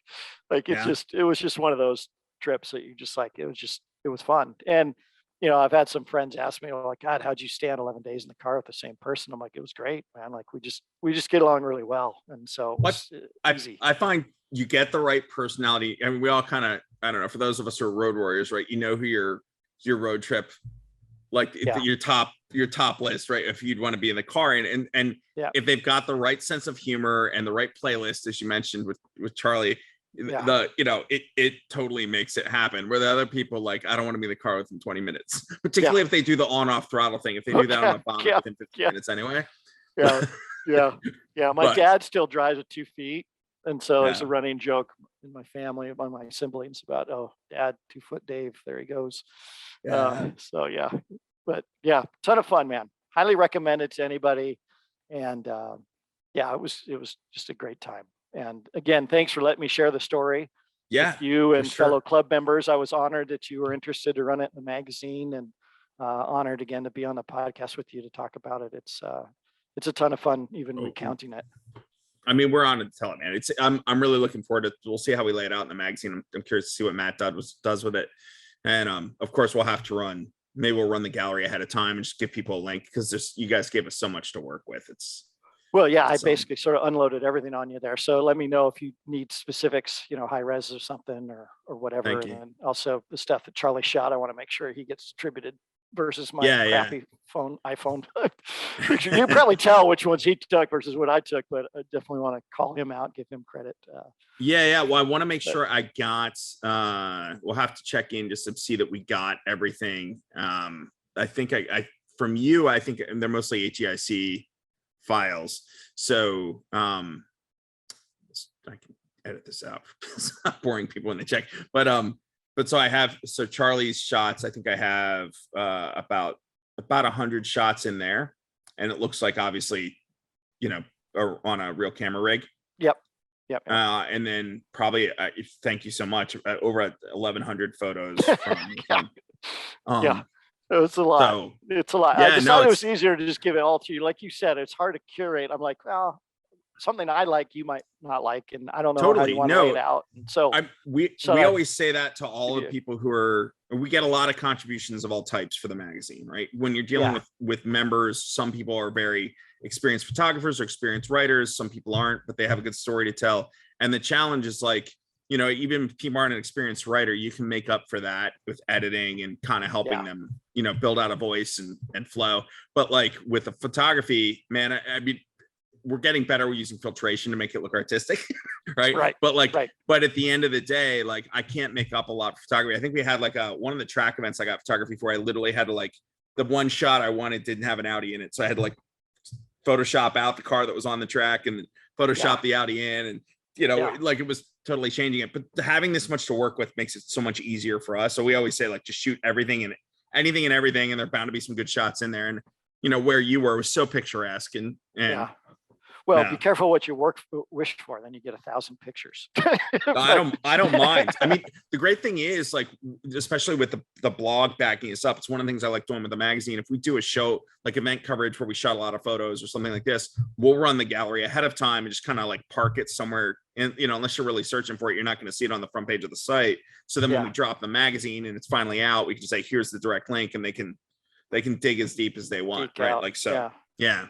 That's great. But well, thank you again. And excited to see what you guys can do with it. And we may pick your brain. If I can talk, I don't even know how we would do that because it's across so many states and chapters, etc. But I'd love to try, and I think we'll probably do something here with Route 30 in the next year. And maybe 66 kind of seems like the play, right? That's the one that you move towards. But well, happy to share my learnings, and anybody wants to reach out with questions, they can hit me on Instagram, and happy to answer and share anything. But again, highly recommend these maps, and the here it is maps from Ghost Town Press, and got them on Amazon, but you can probably get them bookstores too. But it was good. And then the only other thing I guess I'd throw out that's sort of unrelated but related to wagons and Audis is the Wagon Wednesday stuff I've been doing too for those in the Pacific Northwest chapter of the club. Doing my second year of Wagon Wednesday, which is basically inspired by the hashtag Wagon Wednesday, just bringing together like-minded wagon nerds. We're getting together last Wednesday of every month starting in May. I'm going to run through the summer. Last year we did it basically all months and realized that numbers fell off on the shoulders, so focusing in on the summer for this year, and going to be doing that. So where you does it move around the same place? It's going to be at the Haggerty Garage and Social. It just opened up here in the Seattle area, and last year we were at another venue, so moving venues, and hopefully have a little bit more space for folks, more parking, and that's great. All that. So I'm curious. I mean, I've seen Haggerty building those facilities. Unfortunately, my town's not on the short list yet. But who knows? Those guys are taking over the world. But such great facilities from the looks of it. I'd imagine it's great for holding an event, and gathering of that sort. Yeah, really impressive place. And they actually bought an existing place that was already here in Seattle. But I know they're also building out a lot of spaces too. So and your gatherings are really for long roofs of any sort, right? Like that's right. Open to all makes, all models, all eras. Okay. Last year we kicked off strong with the first one. I had 6 RS6s, which was the biggest gathering in Seattle at that point. So hoping to break another record here with the opener this May, with my like-minded friends in the Pacific Northwest. See what we can do.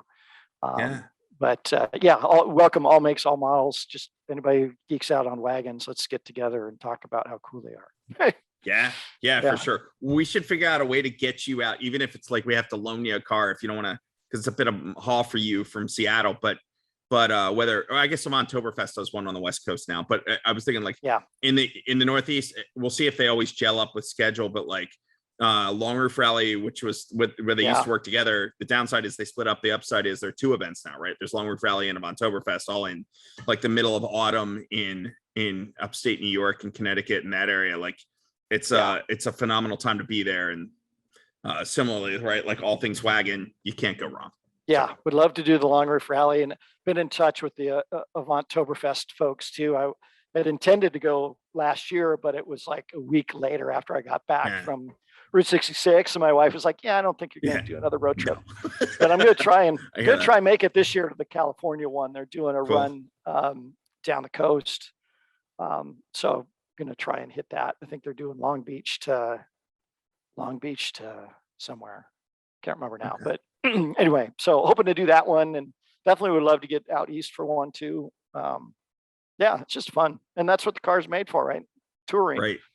Enjoying the road and hauling some stuff along the way. That was, I think, the first at Long Roof Rally. The first RS6 to show up was actually your car's twin. The guy was from Chicago, and he literally like just taken delivery of it. Yes, burned out to New York for that, but he was one of the folks I tried to hook up with when we were on our trip, and unfortunately he was busy that night. That's too bad. Good stuff. Well, again, thank you again. You gave me 2 hours there. I really appreciate you going so deep into it all, because like though you may think it might be nerdy or whatever else, obviously if you've listened to these, hopefully they're nerdier the better, right? That's kind of my hope. And I think we've all kind of fantasized about doing that Route 66 trip. So anybody's on the fence, I encourage you to do it. Just pull the trigger. It's a ton of fun, and like I said, you can do it in less time, you can do it in more time, you can break it up, but it's definitely worth it. And I think kids might enjoy it too, just because of the cars stuff that's sprinkled in there, and there's a ton of fun little curiosity shops along the way and all that kind of thing. And you can hit some of the big cities too and take a breather along the way if you wanted to, and experience a bigger town for a while and then jump back on the route. So there's a number of different ways you could handle it. Unfortunately, my kids didn't have any interest, so had to. I'll tell you, that's probably the hard part. Like when you talk about how many days you're on it, how long it goes, I think that's where maybe breaking it up, if you're going to involve kids. Yes.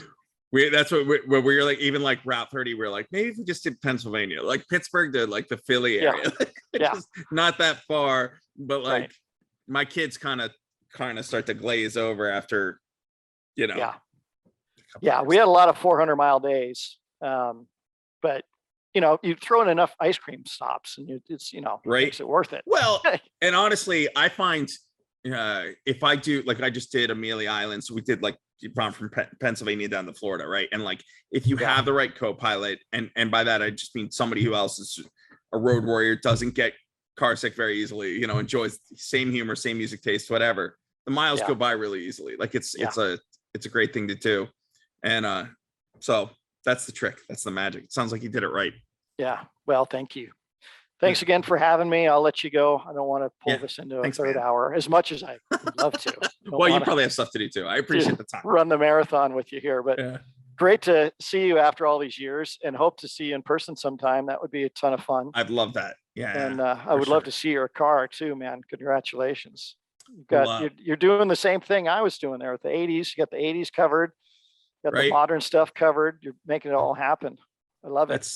We got lucky with garage space, so I can start to fill it up. So curious, how many miles do you have on yours? Because I just turned 17,000.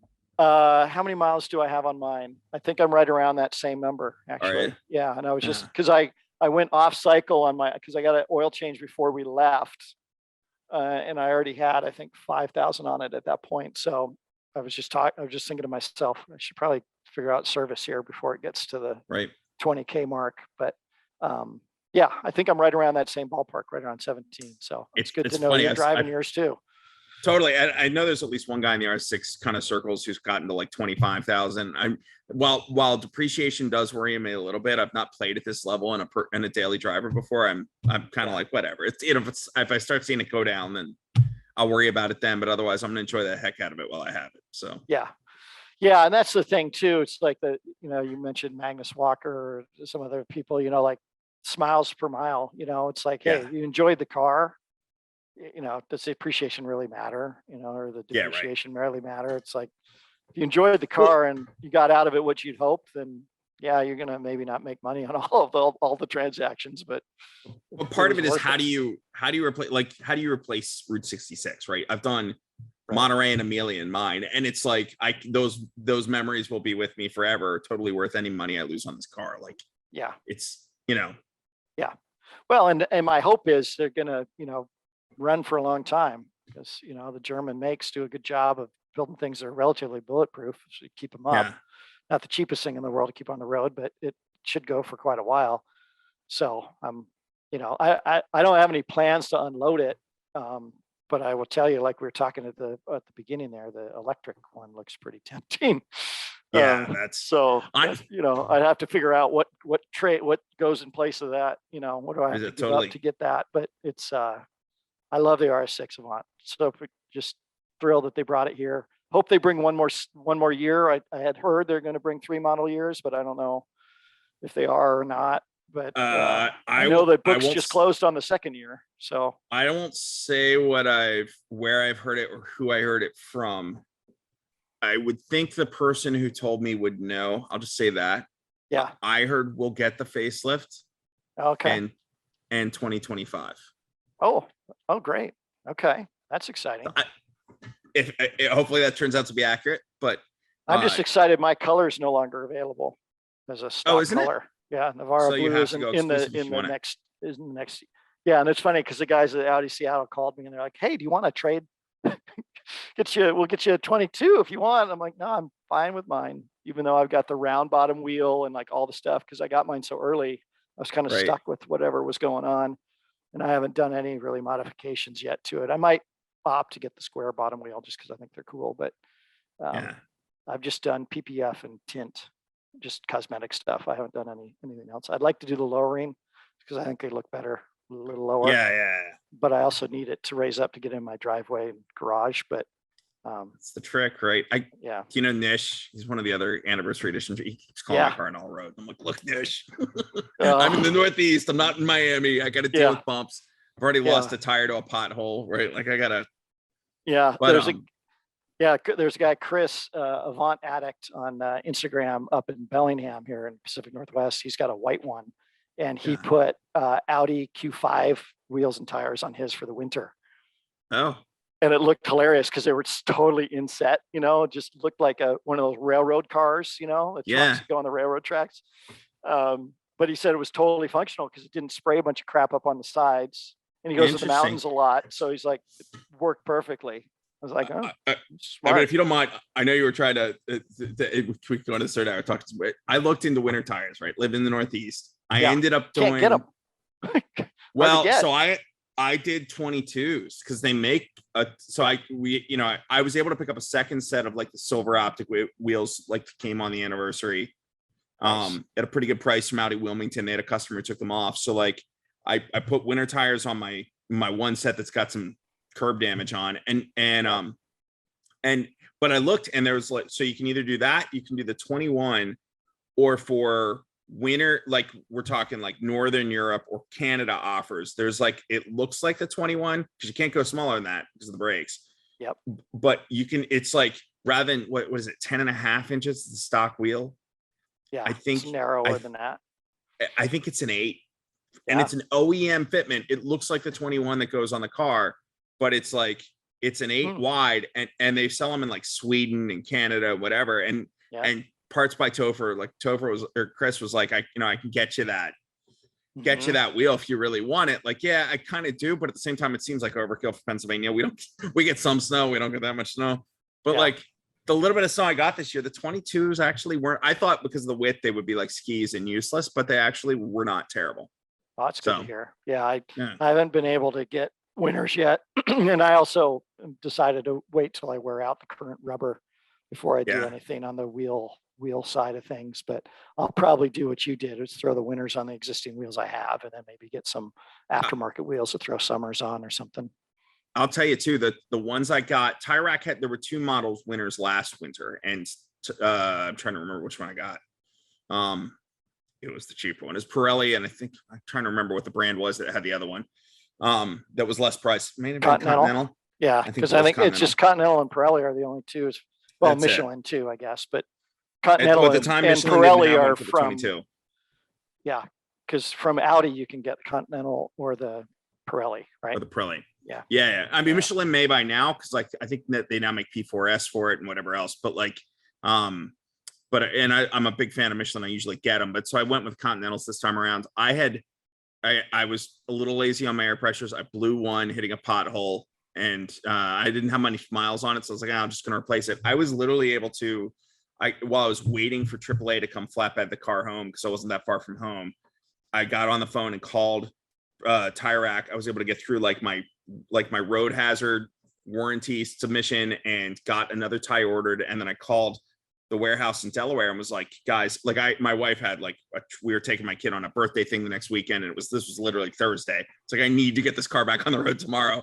And they literally, I ordered it probably, when I called the warehouse, it was probably 3 p.m. on Thursday. And I had it by 11 a.m. Friday at my house. And we were on, like, my Audi mechanic expert got me in, got it back on, and I was good to go in less than 24 hours. It was amazing. So that's shocking. That's awesome. Not in the middle of nowhere, Route 66 though. Yes. I'd have probably carried a spare, knowing the way my luck goes. I'd have probably taken one with me. But that was the only, like I mentioned, that was the only thing I was worried about. But that's great. Well, wonderful to catch up with you, man. Steve, we did it. We crossed over into a third hour after all. Apologies. I can nerd out all day. I appreciate you nerding out with me. I warned you. I could go 4 hours. You know, I'm not as robust as Scotto, who could go 6 hours, but I could go. I can go. But anyway, always great chatting with with both you. of you. So thank you. All right. Well, take care, and we'll be in touch, I guess, if you need anything else from me. Sounds good. See you, man. Thanks so much. Bye. Bye-bye.